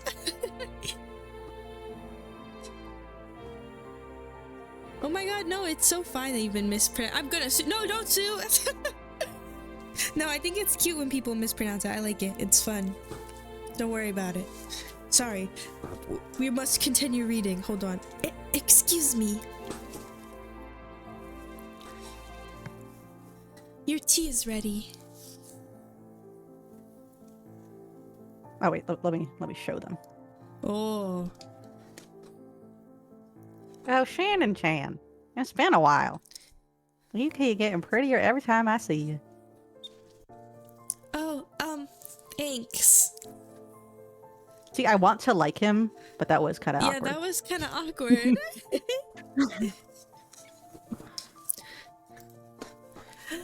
Save the chatting for after you've set the table. The tea will get cold. I apologize, madam. She apologized like a small, frightened animal and bumped against the serving cart and made a jarring racket as she dropped several teaspoons. Her clumsiness made Natsuhi's expression turn even darker, which made Shannon quail even more. Come on, Natsuhi-ne-san. There's nothing wrong with her exchanging a few words in greeting. The tea must be plenty cold already, considering how long we've been kept waiting. Damn! The women can't get along with women allegations. Yeah, right? What? There's no need to worry. It's not cold yet. Shannon, finish setting this table quickly. I'm sorry, madam. Damn, they're crazy. They're mad at her. Natsuhi's irritation was obvious by now. The ineptitude that delayed the tea, the clumsiness of the servant, everything pointed to the incompetence of Natsuhi's everyday leadership, making her lose face. As the person in charge of the Ushirimiya head family's kitchen, allowing that clumsiness to be exposed, today of all days, was surely nothing less than total humiliation. Humiliation. Lay off Natsuhi-ne-san. Oh, now he's gonna be the good guy. Now he's gonna be the good white guy. knight. Don't you think it's a little harsh to bully Shannon-chan when she's trying her best? She's trying her best. I'm not bullying anyone. What a nice aroma. May I ask what brand this is? I'm terribly sorry. I'll find out for you later. Kirie was trying to be nice, hoping to cut through the tense mood. However, Shannon seemed embarrassed herself, darkening Natsuhi's face and the room's mood. Oof. By this point, Ava was audibly giggling. What's this? Shannon-chan, don't you even know what you're pouring us? Come on now, you mustn't serve something so suspicious to guests. We'll need a silver spoon at the very least before we can drink this. Why is she so mean now? I'm sorry. I'll go get one immediately. Shannon-chan, do you know what silver spoons are used for? They have to be silver. Do you know why? This is crazy. No. Oh, sorry. No, it's okay, it's What? okay. No. No, that was it. Okay. Okay. By itself. Oh, this is you. They're all Wait. awful people. Now I No. messed it again. A teasing smile rose to Ava's face as she stared at Shannon setting the table. By itself, Ava's expression was sweet in an impish sort of way. They're all awful people. I mean, a little bit. However, the words being spun from her lips held the keenness of a razor within them. Shannon tried with all her might to avoid Ava's continuing gaze. Really realizing that Shannon was hard-pressed for an answer, Rosa gave some timely help. They say that if silver is touched by poison, it darkens. Guess you've learned something today, Shannon-chan. That came off a little passive-aggressive too, though. That did. They're so mean. They were acting as though this tea needed to be tested for poison before it could be drank. Drank. And Natsuhi. What if she made them lean? What if she did poison them? What Purple if it drank. wasn't detected by the silver? What if she just bleh? In You know? Natsuhi's eyes, this was an insult both to the tea and to herself for serving it. Tea. Rudolph laughed flippantly and patted Ava's shoulder. Haha, silver cutlery wouldn't work any good for you, Aneki. Just one look at your poisonous tongue, and even a silver plate would turn pitch black. Since I get to hear that poison tongue every day, it must be poison proof by myself by now. Wait, that is your wife. I mean, he's not wrong, but like that is your wife. Shouldn't you be like, I don't know. I don't mind when you use it on me, but you better hold back when talking to people who haven't built up a resistance.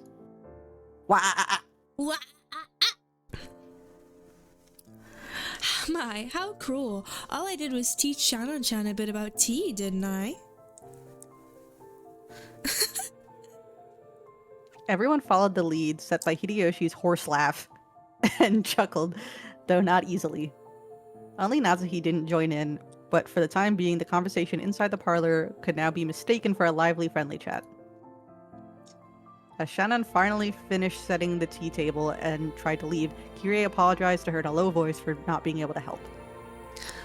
Shannon gave a light bow and made a hasty retreat. Shannon cast her eyes downwards as she pushed the cart down the corridor. Anyone seeing the pitiful way she looked might easily conclude that she'd been bullied in some way. Don't be sad. You didn't do anything wrong, Nason. You were watching. That is my role. Madam and Ava-sama can go to hell. So true. But the worst coward is that guy. Start a revolution. Eat Cannon the glared rich. hatefully. Eat the rich. Cannon Eat them. Cannon hatefully in the opposite direction of the parlor. The preparations for the tea had been delayed by some trifling problems in the kitchen. These problems were not Shannon's fault. In fact, they had been Goda's mistake. Of course, let the woman take the fall. Yeah, right? After all, there was no way to show off like no way to show off like Goda would have give up a flashy job like bringing in tea when the guests arrived. He had ended up wasting time preparing the tea once again. So, when he realized he wouldn't be able to score any points for this job, he pushed the task of setting the table onto Shannon, who happened to be passing by. You might call it a clever motive on his part, but there could be no doubt that it was a cowardly one. It's okay, Kanan-kun. Thanks. I'm not bothered by it at all. Drrr. Kanon's silence vividly expressed the distance between Shannon's words and how she actually felt. Thank you.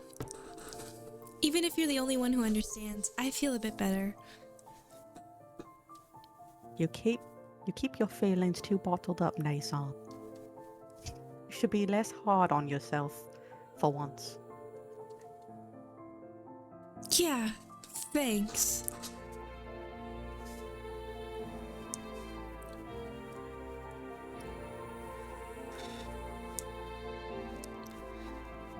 Suddenly, they both felt someone's presence and whirled around.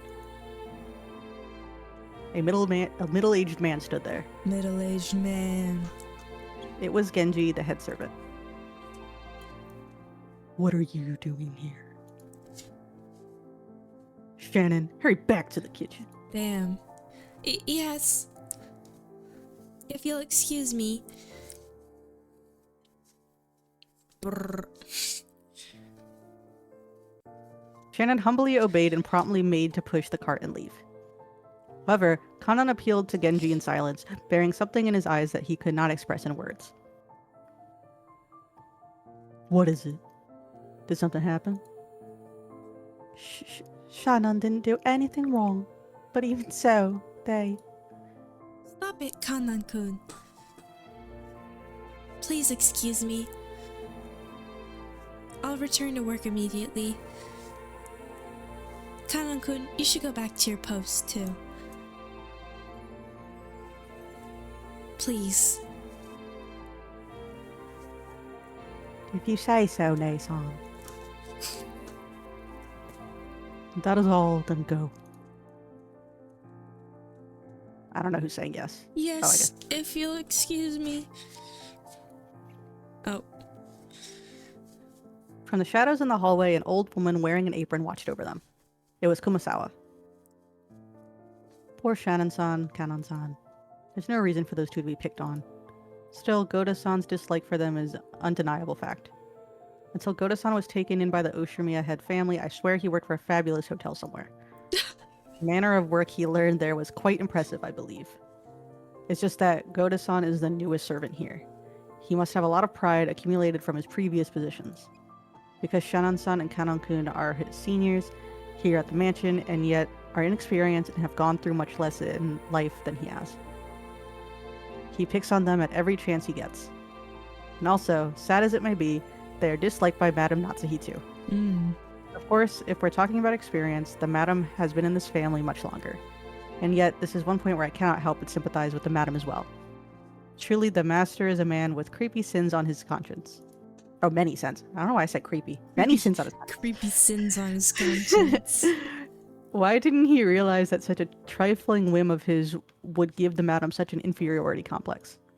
Of course, on the inside, even the Madam is fully aware that those two didn't deserve to be treated so harshly. However, The heart has reasons that... Wait, the heart has reasons that reason knows not.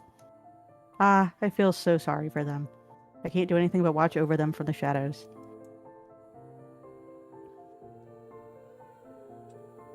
Oh, oh.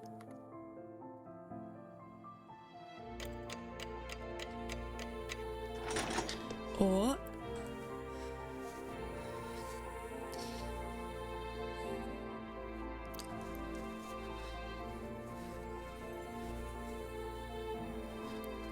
Oh. Okay.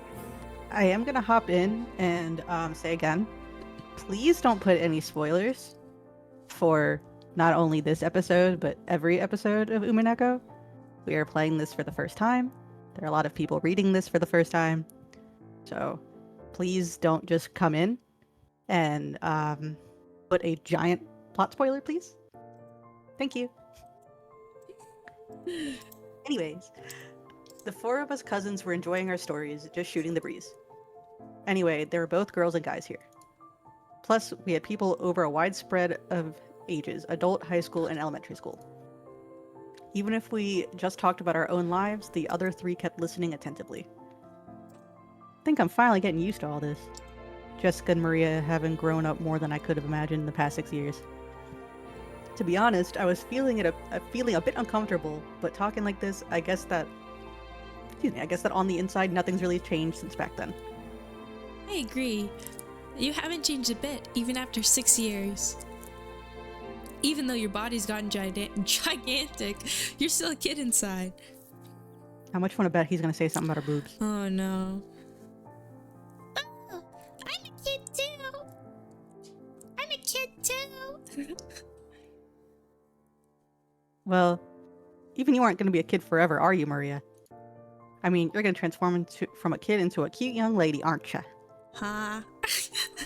And when that happens, Oh, Battler! oh When not that again. happens, a lot of support justice. Okay. And I'm gonna read those lines. I'm not. I'm tapping out.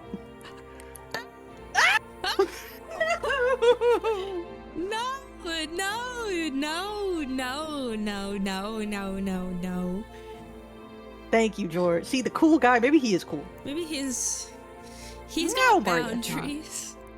You can't make that kind of promise. That's bad, bad, bad. Oh God, no. No.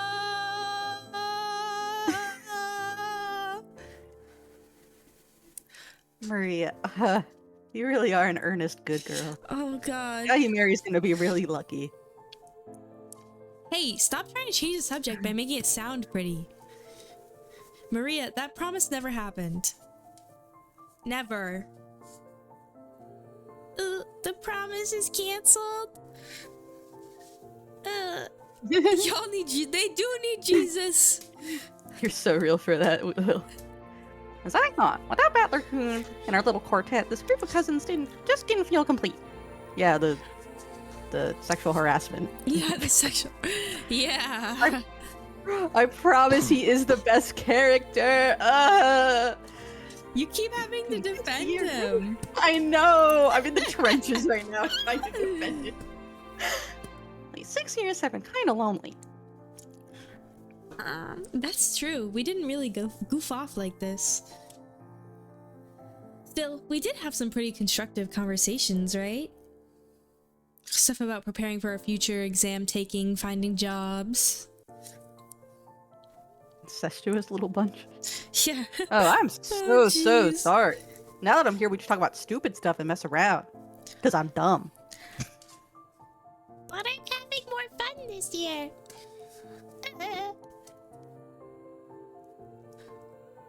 That's true. I agree. This year is the most fun yet. Maria's sincere words probably spoke for everyone present. George Aniki stroked Maria's head as she giggled like a happy kitten.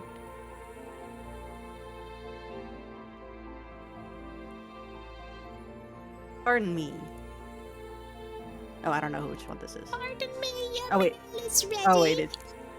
Oh, it's Shannon. Shannon! Shannon. Jessica answered brightly. But yeah, timid knocking sound of the equally timid voice of a young woman came through the door. Jessica answered brightly. Shannon, come in. You remember Battler, right? Jessica stood up from the bed and opened the door. There stood a servant girl who must have been about our age. It's been quite some time since we last met, Battler-sama. It's nice to see you after 6 years. It's me, Shannon. Trembling a little as she noticed me, she bowed deeply. Ah! Jessica had me surprised, but look at you, Shannon-chan. You turned into a total beauty too, haven't you? Oh god. You're too kind. Oh god. Oh god. Ew, the food on this island must be really nutritional, huh? At least she's not related to him. That's the only... What are you eating and how are you training to get boobs that big? Bazunga. Boing. Ah! Wait, what is the original picture for this? Like, he doesn't even exist. It doesn't exist? I need a screenshot of that face. What is he doing? She needs some milk. Someone please clip this part. Please. Guess I'll have to feel him a bit and see whether yours or Jessica's are bigger, okay? He didn't even feel Jessica's though. Which is a good thing.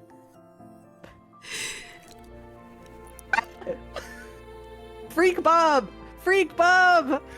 With both hands poised and saliva dribbling from my mouth, I closed in. You what? For the sake of justice and my personal honor, I'd like to point out that I don't suffer from some strange disease that makes my lymph nodes itch until I scratch my neck open, which can only be prevented by fondling breasts. Igarashi mentioned? This is just a battler-style method of communication. That'll hold up in court. If I slowly close in on her like this, the odds are 8 or 9 out of 10 of I get slapped or clobbered, right? So I can use this Battler-sama original technique to spark a gag and break that ice. Well, it also means I really do get to touch them on that 1 in 10 chance though, right? Like that ever happened. Wait, I want to see this. At that point, my hands were less than a centimeter away from Shannon-chan's boobs, but the counter-strike had yet to come. She blushed and lowered her head in embarrassment when she realized what was going on, but she just stood there with both hands joined in front of her, not even trying to resist or cover her breasts. Bro. Hey, I wasn't planning on this. Please hit me right now, or I'm seriously gonna... Which is why I was glad that Jessica chose that time to drive her elbow into the back of my head. Oh. Wow! Thank you so much, Jessica. I couldn't stop. I got possessed by Freak Bob. I got possessed by Freaky. Freaky. Well, why the hell are you thanking me? Huh. Seriously, my bad, Shannon-chan. I almost got overwhelmed by your hypnotic chest. More importantly, anyone that close has gotta be a molester? We've gotta fight back when people do that.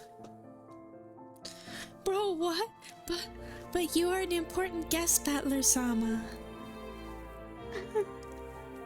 Now, look here, a pervert's a pervert whether he's a guest or not. The girl's chest has got an air defense identification range of about 10 centimeters or so. When someone trespasses within 2 centimeters, that's already an invasion of airspace, so you better scramble the jets immediately and give them an instant slap. Slap. I couldn't do such a thing. Because we are, furniture. Of course she didn't want her breasts touched, but if a guest had so desired, she was prepared to sacrifice herself to suit their wants? Ugh. Girl like this needs some urgent protection. To think such a devoted girl still exists in this era. It's enough to make a man dizzy. But no! No! I'm coming at you with a perverted face again. Knock me down. Look out, pervert on the loose. What? This guy can't end until you deliver the punchlines, so slap me. Please. Hit me! I cannot fulfill your request because I'm furniture. But if it were an order, I'd obey you. What? This is Hey, little crazy. freaky too. This is Hey, little crazy. freaky too. Because that is my duty. Then I'll make you an order. The next time Battler Coon tries to touch your breast, counterattack with a slap. Got it? Yes, as you wish. From now on, that's what I'll do. Please understand, Battler-sama. Shannon-chan announced this while bowing elegantly to me. Her expression was radiant. I gave her a thumbs up to show her I was fine with that. 6 years ago, you might have been mistaken for a servant's daughter who lent a hand at your parents' work. But now you're a full-fledged adult servant. How long have you been working here? Well, I've had the pleasure of serving this household for about 10 years. I don't know who's nuttier, the maid or the rich people. Yep. Yep. She's... The kanji for her name are read as Shannon. Now, here's another person... Wait, now here's another name that's far from typical for a Japanese person. Back in the day, I was a kid myself, so I accepted her name without paying it much attention. Thinking about it now, though, her name is pretty unusual, even though she's not a member of the Ushirimiya family. Maybe it's a servant's professional name or something. If so, that might explain why her name is so similar to Kanan-kun, that kid I met earlier in the Rose Garden. She's a longtime servant who served here since she was 6 years old. Her appearance had changed so much that I couldn't match her to the person of my memories, but we both knew each other 6 years ago. That shy part of her had always been there, but she did seem to have developed the allure you'd expect of a girl her age. Oh, Jesus. Especially her breasts. Oh, Yes. God. That kid we met earlier, Kanan-kun, is her little brother. He's not exactly my little brother. He loves me like a big sister. He didn't cause you any trouble, did he? He's the same as always. If only he were just a bit more sociable. Sounds like my grandparents. Shh. I apologize if he's caused you any trouble. Nah. He didn't cause any trouble at all. Nah. As a fellow man, I understand how moody you can get at that age. What? It's no surprise he's unsociable. I get called that all the time too. I get called unsociable. Just like Kanan.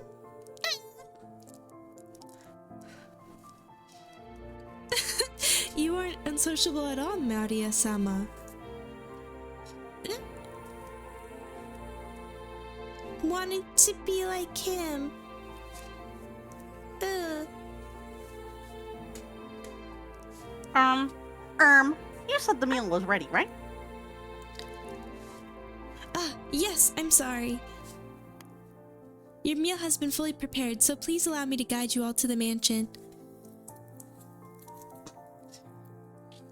Shannon bowed again formally and returned her duty mode.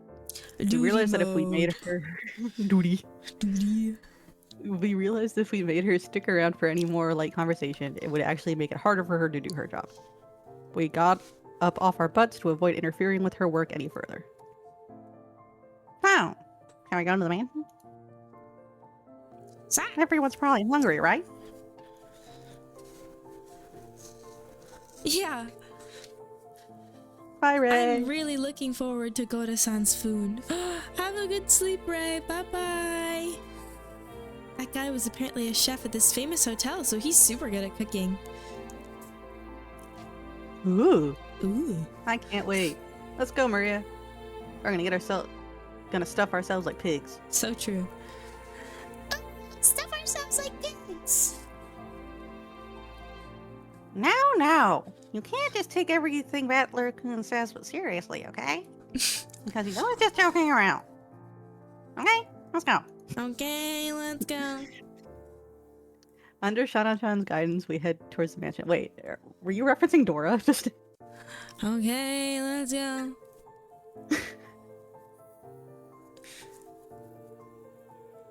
let's see if the music changed. Ooh.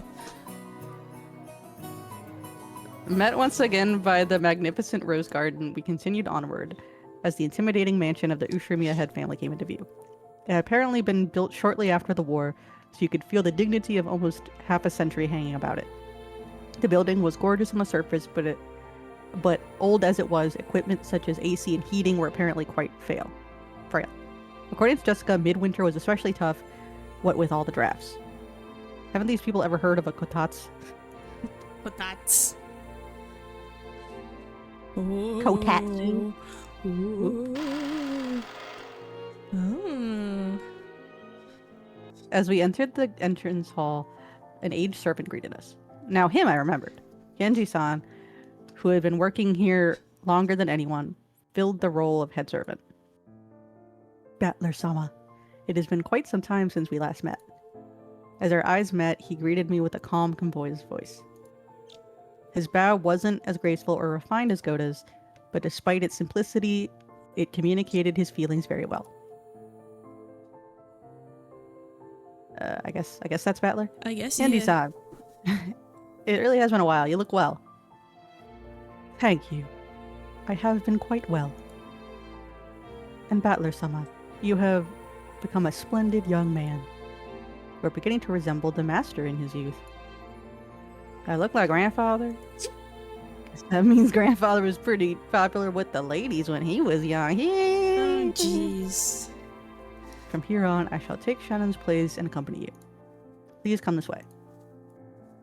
Shannon-chan bowed deeply and watched us leave. After that, we headed towards the dining room under Genji-san's guidance. Genji-san, just like Kumasawa-san, stood in stark contrast to us young people who had grown beyond recognition over the past 6 years.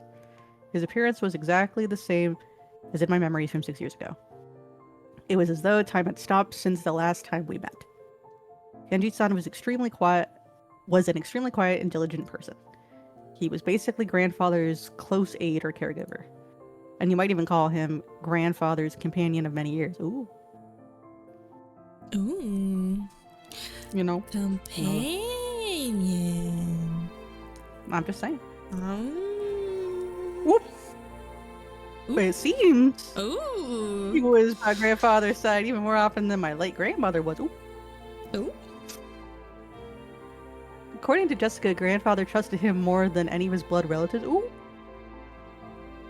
They were roommates. History will call them friends. They were roommates. But I wonder how long he served. I never got the details, but I heard something about him being here since the very beginning when this mansion was first constructed. Which would mean that he's dedicated half his life to serving here. It's easy to see why he's so trusted.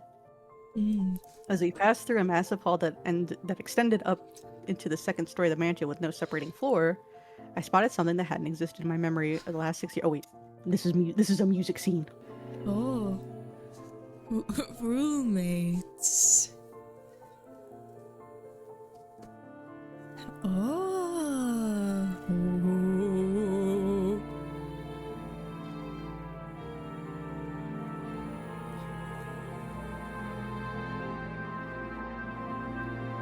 Oh. Roll credits.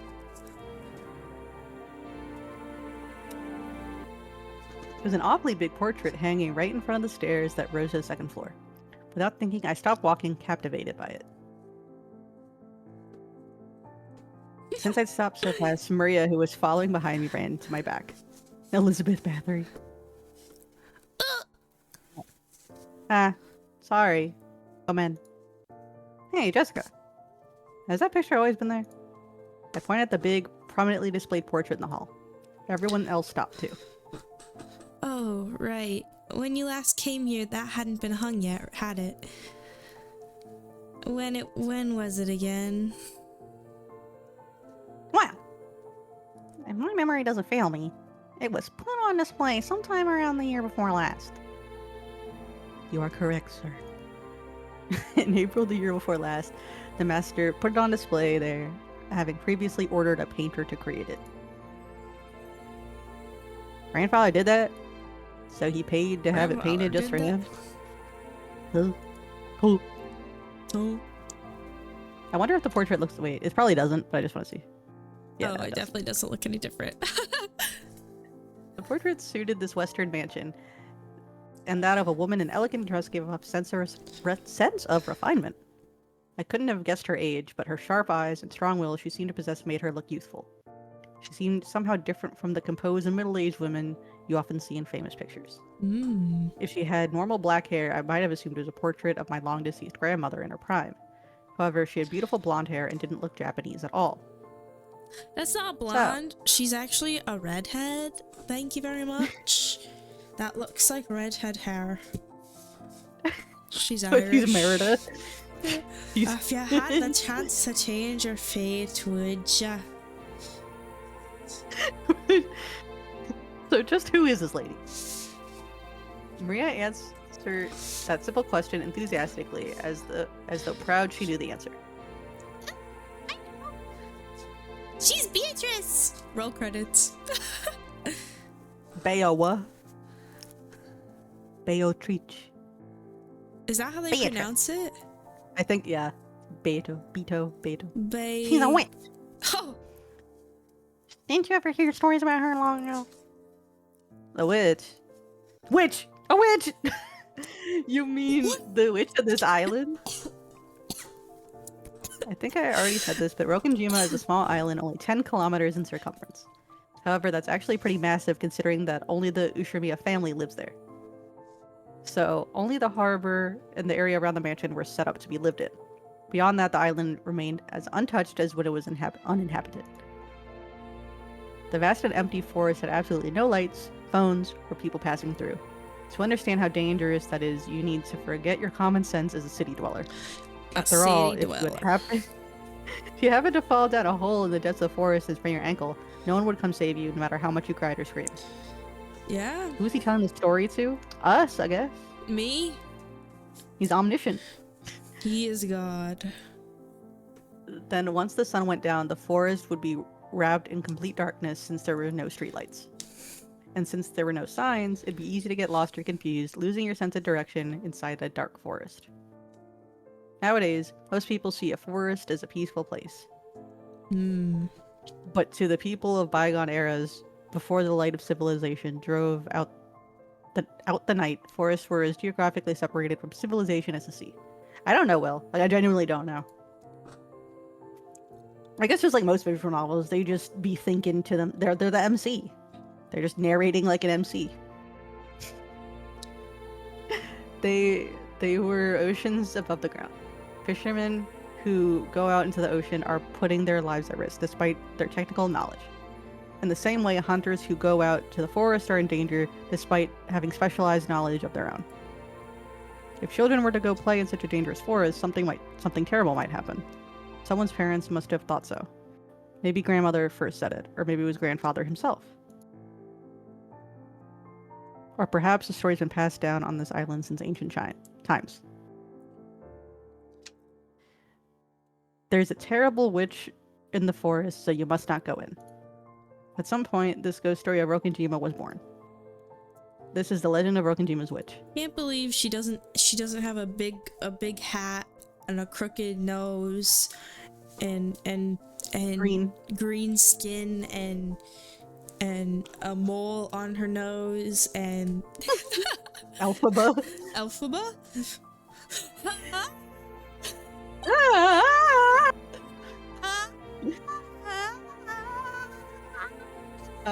Will, what I said was I don't know who he's talking to. I don't know if it's ever said. I don't remember. That's why when we talk about the witch on this island, we're referring to the master of that vast and savage forest. Come to think of it, when I stayed at this mansion as a little kid during those eerie nights when the wind and rain pounded on the windows, I remember being terrified by a story of the forest witch who roamed around searching for human sacrifices. Oop. Oop. So, Beatrice. Beatrice. Beatrice. When Aniki mentioned it, I searched my memory and was sure I recalled hearing a name like that when I was little. I see. I know that wasn't, but still. I see. Still, I totally forgot the witch in that legend had an elegant name like Beatrice. I do think that is a pretty name. Mm-hmm. So, did grandfather go out of his way to have that portrait made just because we grandchildren didn't believe the story? She's the witch from grandfather's delusions. Ever since he had this picture hanged, he's been having a harder and harder time telling the difference between truth and fantasy. To us, she's just a witch that exists in grandfather's mind, but to him, she's a being that exists on this island. Exists. He says he's had that painting made because the rest of us would be incapable of understanding otherwise. The whole thing's creepy as hell. Milady, this portrait is precious to the master. I beg of you, do not say such things in front of him. I know. Even if you didn't tell me, I'd never do something like that. Jessica glanced at the portrait with an irritated gaze before turning away. Let's go. We're making everyone wait in the dining room.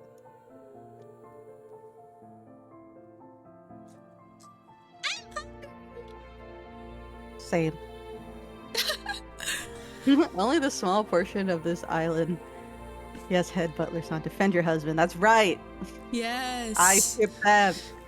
Only a small portion of this island was controlled by the Ushimiya family. All the lawless remainder was the domain of the witch Beatrice. Okay, we get it. It's lawless. We get it. There's nothing else going on. You might even call her the true ruler of Rogenjima. I feel a faint revival of that unsettling sense of misfortune, which I'd felt when I learned of the tutelary god's shrine being struck by lightning.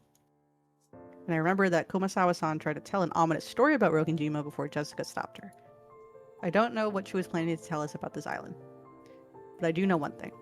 It isn't the Ushimiya families that rules Rogenjima. It's the witch Beatrice. That's right. After all, this is the witch's island. Battler!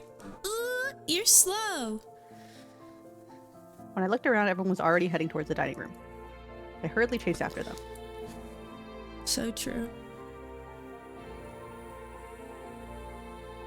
We walked up to the huge double doors that led to the dining room. Genji-san knocked. I have brought the children. Please pardon this intrusion. The doors were open and we were invited inside. Whoa.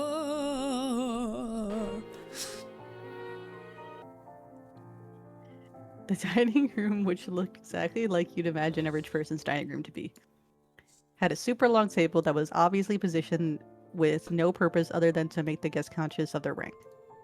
Our parents were already sitting in accordance with that ordering. You're late, brats. Hurry up and take a seat. You're late, brats, he says. The old bastard pressed us to sit. The only gaps in that group of people were the spots we were supposed to sit, which only made us feel our tardiness all the more. The seat at the head of the table, called the incipience chair? Yeah. Was for the most highly ranked reserved for grandfather. Okay, let's hear you say it. Did you know it from first? No. From first glance? No. It was still empty. He probably wanted to show up last for dramatic effect. So no one in this family is dramatic. Yeah, right? From the perspective of someone facing the incipience chair head on, the seating order went from left to right, with the lower ranking seats progressing in rows of two further away from it. So the left-hand side of the first row closest to the incipience chair was where Uncle Kraus should have sat, since he was the second highest in rank. It looked like he hadn't arrived yet, so that seat was empty. Across from his chair on the right side of the first row sat the eldest daughter of the family, Aunt Ava, who was the third highest in rank. Left side of the second row was the fourth I feel like highest they're rank. doing a lot of explaining about where they're sitting in the chairs. It's kind of ridiculous. There sat my damn dad, Rudolph, the third of the siblings. Across from him, on the right side of the second row, sat Aunt Rosa, the youngest sibling. At this point, you might expect their husbands and wives to come next. But nope. No, Left-hand Jesus, seat, we're still third going. row. We're still Right going. We're over still six. going. The line of Jessica. Opposite of her was George Aniki. I sat next to Jessica. And Maria sat across from me. And finally, next to me on the left-hand side of the 5th row sat Aunt Natsuhi, the 10th highest rank. Opposite her was Uncle Hideyoshi. Next to Aunt Natsuhi, the 6th row. Final seat on the left side was Kirie-san.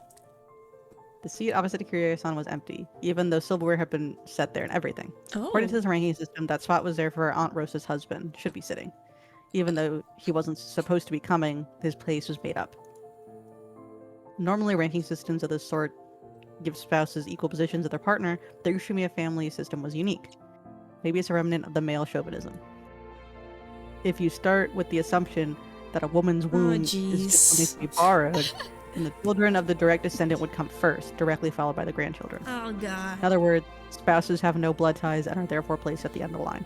Okay. It's terrible, but by this system, my grandmother would have ranked even lower than me if she were still alive. Damn. In their youth, they obeyed their father. After they get married, their husband, after aging, their children. There's the old saying, women have no home in any realm. Oh jeez, he's still going. Long ago, when I was still capable of figuring all this out, I thought it was great to see. I thought it was great that we could all chat in our little groups, adult siblings with adult siblings and cousins with cousins. However, now that I can re-examine the seating order after growing up a bit, it stirs up some very complicated feelings in me. Aunt Natsuhi, who was married to the eldest son and was the de facto number 2 in managing this family, sat to my right, which meant that she was 2 steps lower than me in the ranking order.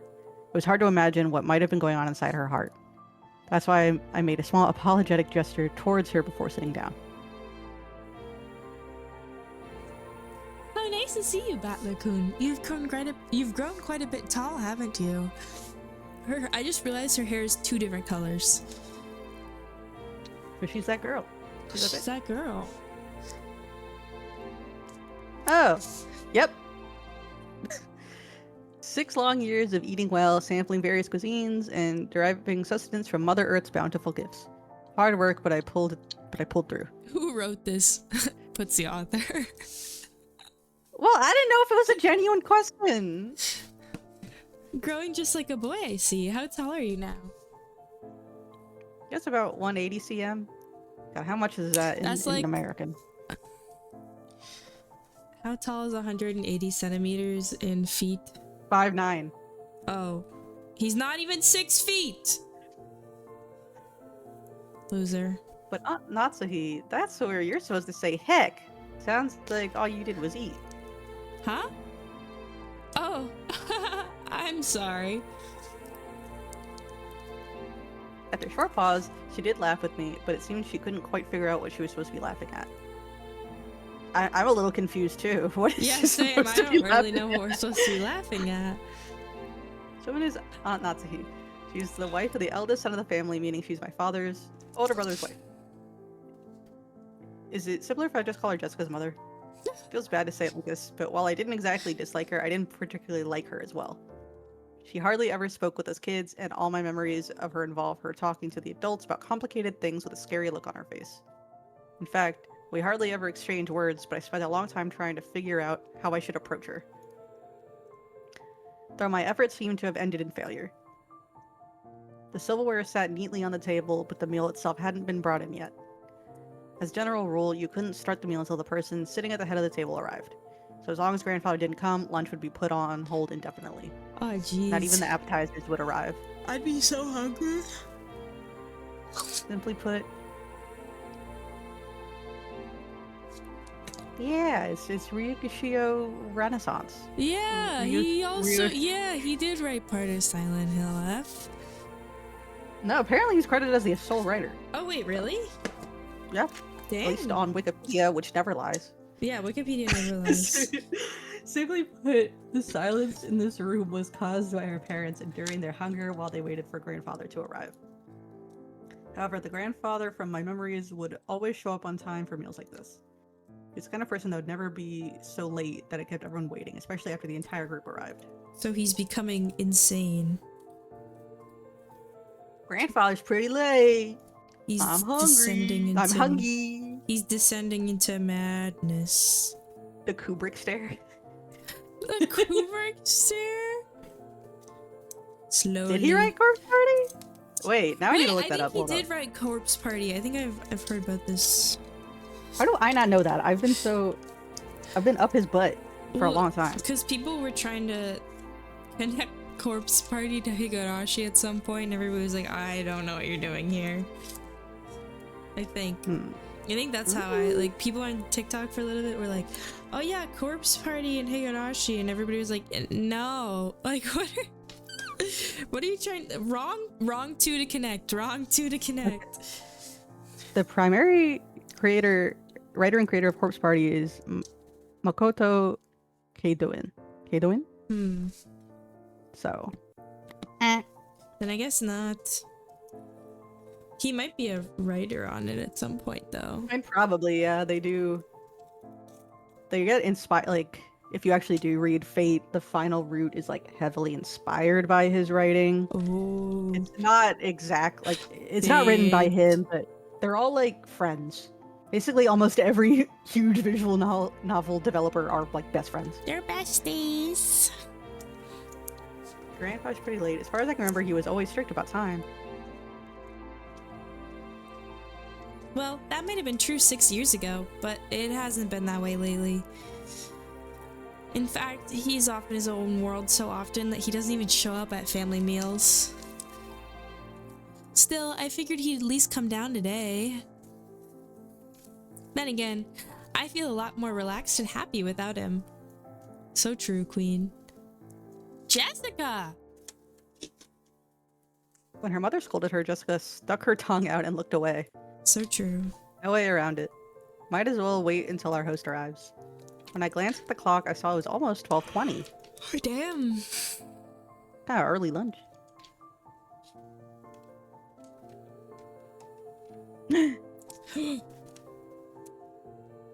Oh. Ushiromiya Kinzo. He's got the some age robes. family head of the Ushiromiya head family. No, he's got it on his shirt and his robe. He's got some fun robes going on. Peahound. That's what he is.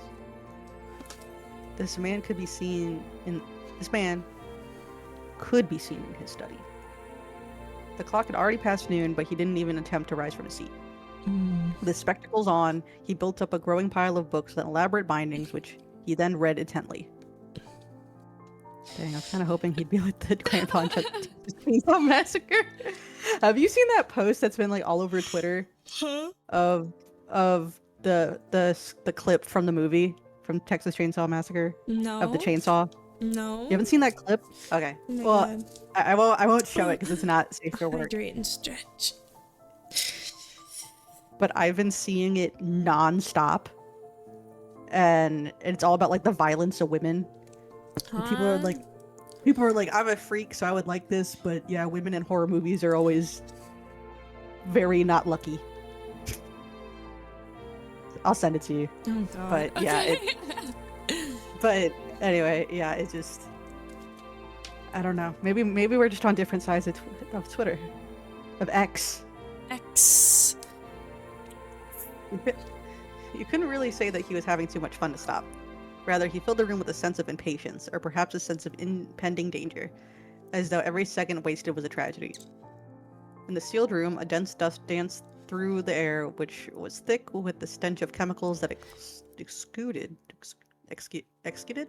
a mix of suspicious odors. Those odors were somehow sweet and heavy. If anyone with a normal nose came in here, the first thing they'd want to do is open up a window and ventilate this room. So true. The knocking against the study door had been going on for a while. Ellen Ripley says X can kiss her ass.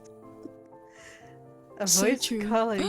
Good night, Moose. It is all okay. I hope you sleep well and have a good night. Good night. I'm sorry if my accent was offensive. It probably was. No. It's okay. I bullied the British people in my chat all the time. Don't even worry about it. Can't get Lulu in here. A voice calling. Trust me, I've heard worse. Okay. Thanks.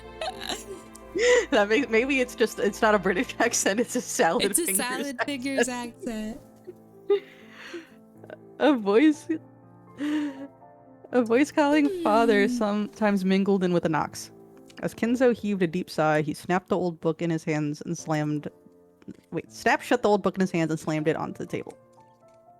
Then he yelled at Kraus, who was still knocking on the door. Silence! Enough with that racket, you fool! Who told you the door would be opened if you but knocked? I'll crucify the imbecile. Do you wish to suffer the same fate? Oh, so true. Father, this is the day of the family conference, I'm just gonna make him sound like sad. which happens only once a year, is it not? Everyone's gathered down below. Please come out. Kraus called out to his father through the door. Kinzo always shut himself up in the study, hating it when nearly anyone, even his family, entered the room. For that reason, Kraus had no choice but to call him from the corridor like this. So true. What? Oh! Molest me not. Okay. Molest me not! Just who is this everyone of which you speak? Do you mean the fools trying to drag me out of here? Then kill them all! Yes. Tear them apart, What? use their bodies for firewood, and feed them into the witch's earth. Put a pot in that earth to boil the wormwood. What? For once, the imbeciles who dare try to lure me out of here drink the broth of the apocalypse. I will soak their dregs in liquor. Ah! Where is Genji? Call for Genji! Have my demonic absinthe prepared. What the The whispering of the heck? green fairy reaches me no longer. What the heck? Ah! Where is Genji? Bring him here! Where's my boyfriend? Ah! This guy is crazy. On the other side of that door, Kraus, Nanjo... Okay, so Nanjo's the doctor. I got their names confused. Nanjo and Genji kept waiting for the Nanjo. master of the house, who stubbornly refused to come out. That's Kraus. I always forget what he looks like. Raus. He looks like House. House. He looks like a guy you'd see on Fox News. Oh god. Does he not? At least in this way. Like this one, like He does. He does. Oh my god. Looks like he hates me to the core. My voice doesn't reach him anymore. kind of going for like a Junji from Shrek voice. Kraus shrugged as though saying it's no use. Shogunai. And smiled bitterly. From the beginning, he hadn't really expected his father to respond to his calls. However, since it was the duty of the eldest son, he had treated it as a formality. Kinzo-san. Your son's daughters and grandchildren have come to see you, have they not? Could you just let them see your face, if only for a short while? Oh. Shut up! Be silent! You dare to admonish me, Nacho? I never told anyone to get you. I told him to get Genji. Get my boyfriend. Get my boyfriend. Now call for him immediately. Get boyfriend. Time is short, and the apostles are already ready for their trumpets. So why can't you foolish sheep understand? People. Oh god, the apostles, the Bible, the apostles, they're coming. The British are coming. The British are oh no, oh no. The Bible. Kinzo slammed an old heavy book against the table over and over. That racket clearly expressed his great displeasure. Kinzo put his spectacles down and flew up from his chair. He spread his arms wide open, as if to sing to a packed opera house, as if appealing to someone, and yelled. Why? Nande! Why is everyone here? Why is everyone... Wait. Why is there always something in my way? I would throw it all away. I would offer up everything. And there's only one thing I ask in repayment. Oh, Beatrice! Beatrice! If I could see your smile but one more time, I would plunder the smiles of the earth and offer them up to you. Oh! I think Commanders he's of in the love legions with of locusts! her. Reap the smiles of the earth! Ah! Everything is filthy!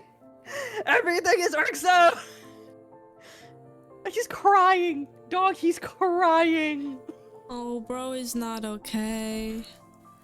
Oh, Bro is crashing out, you might say. He is crashing out. Why must I suffer this impediment on the most precious of days?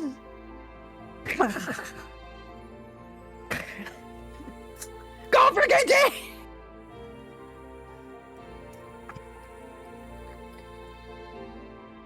I have no idea what he's yelling So about. true. He's probably lost his mind by now. Kraus-san, isn't it a bit harsh to say such a thing of your own father? My father is already dead. There's nothing here but a phantom of what my father once was. So true. At any rate, as long as he has no intention of coming out, there's nothing we can do. Shogunai. Shogunai. Kinzo-san. Choking coughs continue to pour out from his study. Going back down. Wait, I don't know who's saying this. I'm going back downstairs. It would be a waste to let the fruits of Goda's prize cooking talent get any colder.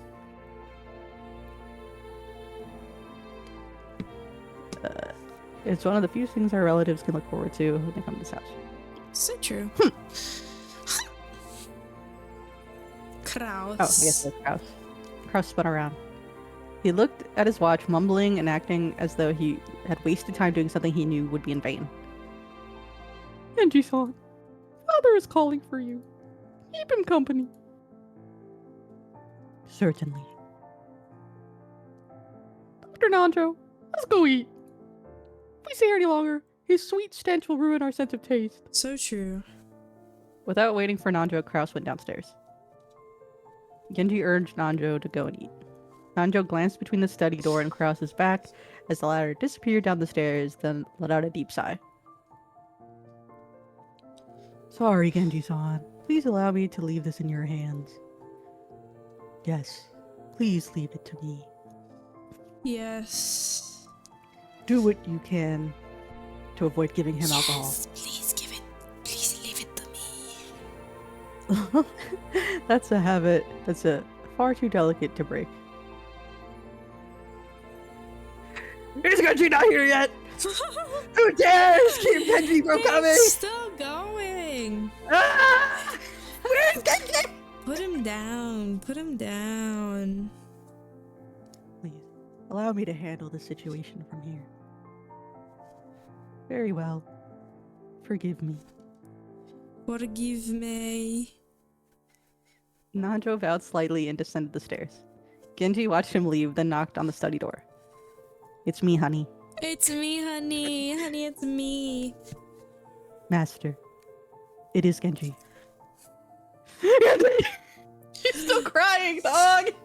He's still crying. Oh, jeez. I trust! Correct. I am alone. The comfort sex Vietnamese. Maybe Beatrice is code for Genji. Yeah, right, what? Maybe all along this. Kinzo returned to his seat in the study and pressed an old-fashioned switch on the table. Switch? The Switch to- comfort section. After a small delay, the heavy sound of the door unlocking could be heard. Mm. Kinzo was convinced that his family wanted to make a mess of his study. Or perhaps someone had once opened the window for some air and ended up scattering things that to him were important to important research materials, I see. leaving him in a terrible mood. Kinzo had outfitted his room with a formidable lock, preventing anyone from entering without his permission and thereby sealing himself in a jail of his own making. Genji, whom he trusted the most, was relatively free to enter the room, but even that didn't always hold. If Kinzo was in a bad mood, even Genji wouldn't be able to enter. Anyone else would be limited to holding a conversation through the door, unable to even see Kinzo's face. And most of the time, what they got would hardly be called a conversation.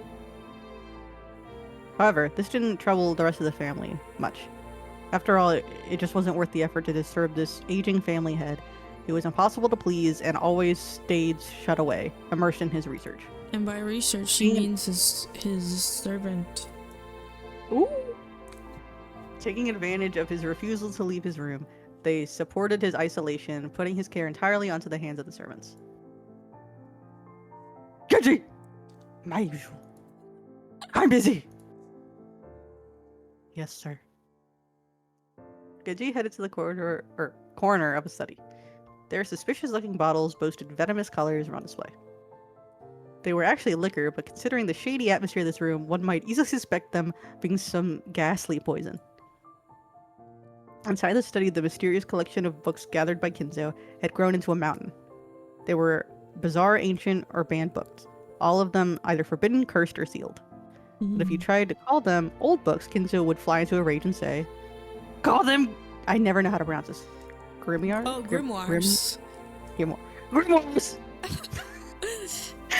There were so many mysterious objects that had presumably held some meaning with regards to black magic, like candles suspiciously melted and molded into strange shapes. The constellations drawn on certain celestial globe contained quite a few shapes that would draw puzzled looks from anyone familiar with today's night sky. He's a witch. The carelessly thrown about books contain many illustrations, all of them of religious and mysterious nature, including some depicting demonically grotesque subjects or bizarre diagrams of various magic circles. And above all, a sweet poisonous smell filled the room, profoundly assaulting the eyes and noses of those who had entered the first time. Eventually, it must surely make a person go numb and lose their grip on reality. Inside that study, Genji prepared Kinjo's usual drink with a well-trained hand. No one would even think of drinking such an ominous dark green liquid in that complex and ornate glass, unless someone first told him it was alcohol. He poured a little into the glass. Then he placed a cube of sugar in a strangely shaped spoon and poured water from a pitcher over it. Strangely, when the transparent water was poured, the dark green liquid turned cloudy white. It was a strange optical illusion, as though the water had caused a chemical reaction and made the drink become even more recognizable as liquor. So true. Then Genji added original flavors Kinzo loved, fine-tuning its taste. There was no recipe. Its success was measured only by Kinzo's mood swings, and when he drank it, it had taken Genji many decades to learn how to do it right. Genji placed the glass on a tray and walked over to Kinzo. By this time, Kinzo was gazing out the window. "Here, master." "Thank you." Here, master. Kinzo had regained his composure and was now unrecognizable as the shouting, screaming, yelling man from a few moments ago. Looking at this man from behind as he tilted his glass and gazed down at the scenery beyond the window, he projected a sense of dignity and intelligence. To allow Kinzo to set his glass down at any time, Genji motionlessly waited behind Kinzo and to his left as though he were a living sideboard. Then, without averting his eyes from the window, Kinzo held out his glass. There was only a mouthful remaining. It was not a gesture intended to set it up. It was not a gesture intended to set it upon the tray, but a motion to hand the glass over to Genji. "Drink, my friend. Oh. Your words are too kind for me. Oh. No need for ceremony between us, because we're lovers. Drink, my friend."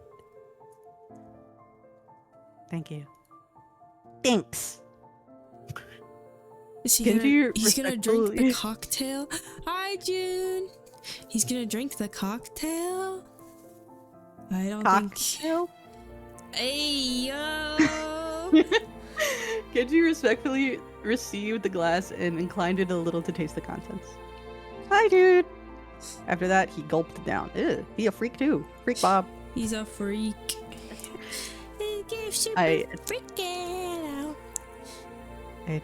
I don't know who sang this. I think it's Kinzo. "I attempted to imitate your concoction, but no matter how I try, I cannot replicate the taste. The way you make it is pure relish." Relish? Like relish you put on a hot dog? "Thank you very much. It is the fruit of your guidance, master." What? Kinzo smiled at his loyal subject, who refused to put aside rank even when asked to. However, he was not making fun of him. His smile was relaxed, as though chuckling at a close friend's old unshakable habit. "We have grown old together. I stopped counting the years long ago. It is entirely thanks to you, master, that I have been able to live like this until today." Oh. Kinzo gave a faint smile as if to say he didn't need any flattery. "Until now, you have served me exceedingly well. My sons call me eccentric. The servants that were once many have all quit in fear of me. Only you serve me even now. Your words are more than I deserve. My life will not last much longer. My sons are vultures, lazily waiting for my inheritance to fall into their hand. Mm. Kraus is a fool who squanders money like water, who throws away 2 gold coins to obtain 1, Okay. and has the gall to claim that he's earned money. Eva is a Yeah. slave to money who thinks of me a mere chicken. So When true. I die, she plans to use my bones to make a broth. Ooh, Oh, he's crying again. And oh, that no. dunce Rudolph just wants to fool around with women. Rosa bore the baby of a man who came from nowhere and about whom we know nothing. Jessica is incompetent and uneducated. Damn, she's still in high school, dog. George has none of what it takes to be a man. Battler is a fool who threw away the honor of the Utrubia family. So true. And Maria is obscene to the... she's 9, dog. She's a 9. Okay. Why is the Utrubia blood so incompetent? Is there no one worthy to inherit the glory I built? Ah! Of course I know. This is part of Beatrice's curse. I know it. Yeah. Ah! You golden witch! Are you trying to take revenge against me in this way? If you want to hate me, then do so. If you want to run away, then run. I won't let you go. I won't let you go. I won't let you go. I won't let you go. You belong to me. He's going a little crazy. You must always be in my arms. Oh For all my god. life. You must stand in the hurricane. Whispering only to me. Beatrice! Why? Why don't you smile back at me?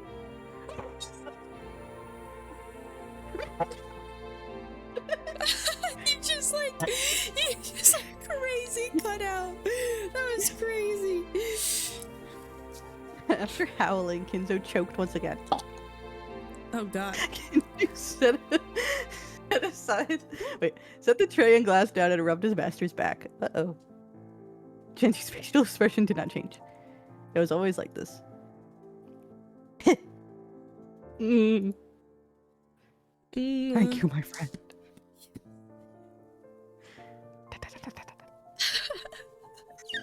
When his seemingly deranged fit subsided, Kinzo regained his composure once again.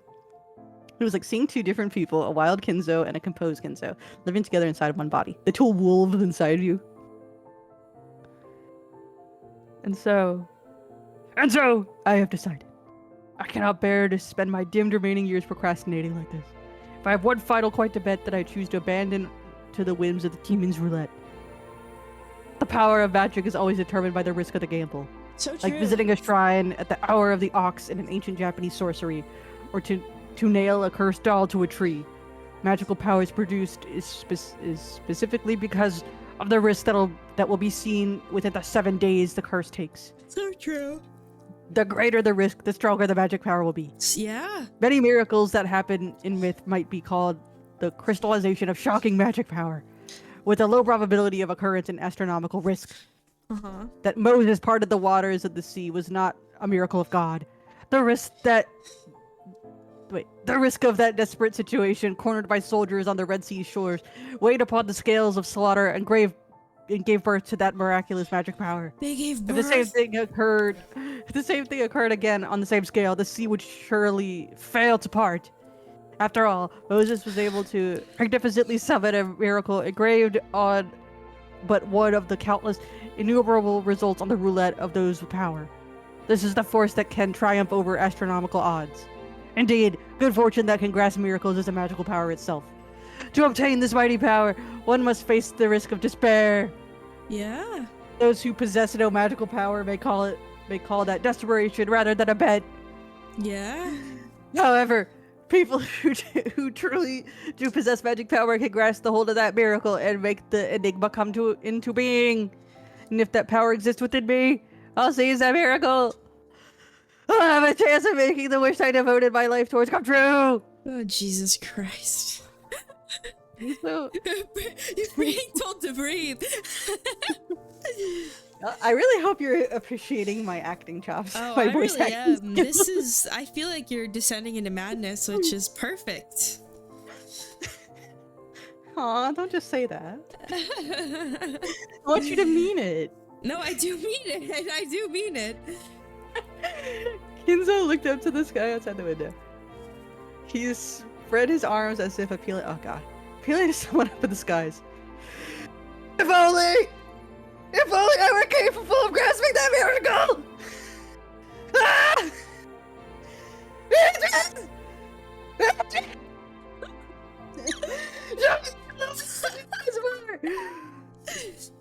No, your face does not vanish! I just want to see your smile. That is all. Oh. I'll return everything you granted me. I'll return all the glory I've gained since that day. I don't need fortune, prestige, or gold. I'll return everything you gave me. I just want to see you smile. Oh. I'm back here. Oh. His nonsensical yells became a scream, and then a wail. I have a headache from that. I'm like lightheaded. Kinzo slapped on the floor, tearing at it with both hands. Genji had no choice but to wordlessly watch over his master's limitations. Oh boy, that was something. Oh. Don't worry, we're back to the regular part of the house now. Well, ladies and gentlemen, the family head's health is not at his best.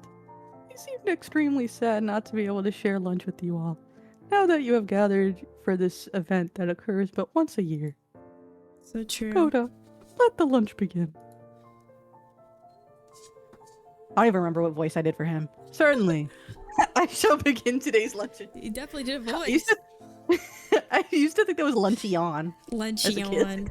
Luncheon. Dr. Nanjo, is father's condition really that bad? Thank God you got some lines. Couldn't you at least let us see his face? Do you really want to? It's more of a problem of mood than a physical condition. And for that, there's no medicine I can prescribe. So true. Hey, what are we talking about his mood again?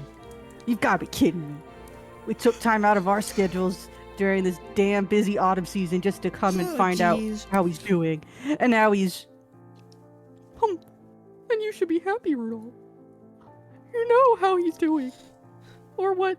Would you rather take my place and try to persuade our ill-humored father to come join us? Are you kidding? Are you kidding? Rudolph. Apparently, though Rudolph was willing to be indignant about how self-centered his father was, he wasn't particularly disappointed to be spared a face-to-face meeting. Doesn't it seem like his mood will improve before dinner, Kraus Nissan? I have no idea. If you want to know that, you should ask him directly. Although I think his mood will improve faster if we don't bother him. Genji-san's the only one who can get grandfather out of a funk. Because they're lovers. It's pretty pathetic, though, making the servants deal with your own parents' bad mood. Wait, isn't that like... Damn. I kind of thought that that's like a common rich thing. I feel like that's kind of what the servants are supposed to do. Jessica, don't speak out of turn. Damn. She'd planned for her complaints to be heard only by her cousins, but it had reached even Krause's ears. Scolded, Jessica scowled and turned away, sulking. If he's as cranky as they make him sound, he can't be that terribly sick, right? So true. I mean, they're saying he's in a bad mood. Not that he's got no energy, which at least proves he's got his wits about him. He's got his wits about him. It's because grandfather has especially strong willpower. However, that doesn't necessarily mean his body will be able to keep up. As last year, they keep saying that he has 3 months left. If the initial diagnosis was correct, grandfather has been prolonging his life by willpower alone. Damn. It's right for us to worry about him. Lunch started with the family head seat still empty. The man who should be sitting here had... Oh, until we get to the next clock. So we get to the next The man clock. who should be sitting here had already grown old, and the brilliant glory which had rebuilt the Ushirimiya family in the span of a single lifetime was being forgotten. So true. Even though they were beginning the meal with that seat still empty, no one felt it. Wait, no one felt that it was that. Wait, what? No one felt it was that odd anymore. You got there. You got there. Oh, Oh. the next clock. Okay. Dong. Oh. 1:30 p.m. Do we want to call it? Yeah. For tonight? I think for Okay, tonight. hold on. I don't want you to Let me- die. I don't want you to die. I'm Let getting me- a little EP. Let me save it. Okay. Episode 1. Right. Wait, let me... Thank you for listening to the ranting. You did very good. You did very good.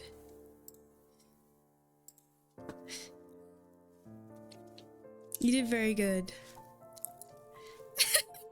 You kind of killed it.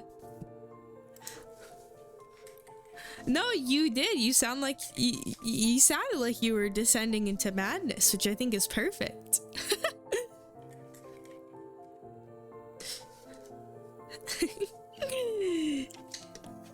Thank you guys for coming. Oof. Chapter 1. We will keep going. You'll hear more of us. But yeah, we're gonna go to sleep, I hope. Oh, I still have an ad break. Oh boy. What? No, I squished, you know the little Shioriko squishy thing? So you know how the top of it had like a little keychain holder? I accidentally just pulled the keychain holder into the inside of the squishy thing, and I don't think I can get it out. Wait. Anyways.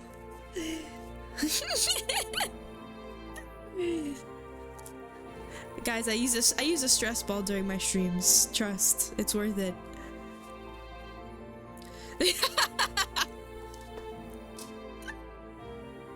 Stress.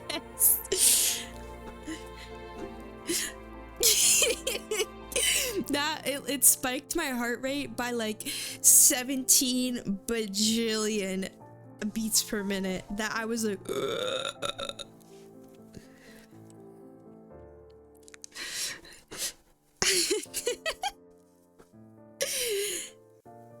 No, I don't want to be the boys. You're doing so good. You're doing such a good job. You can keep being the boys.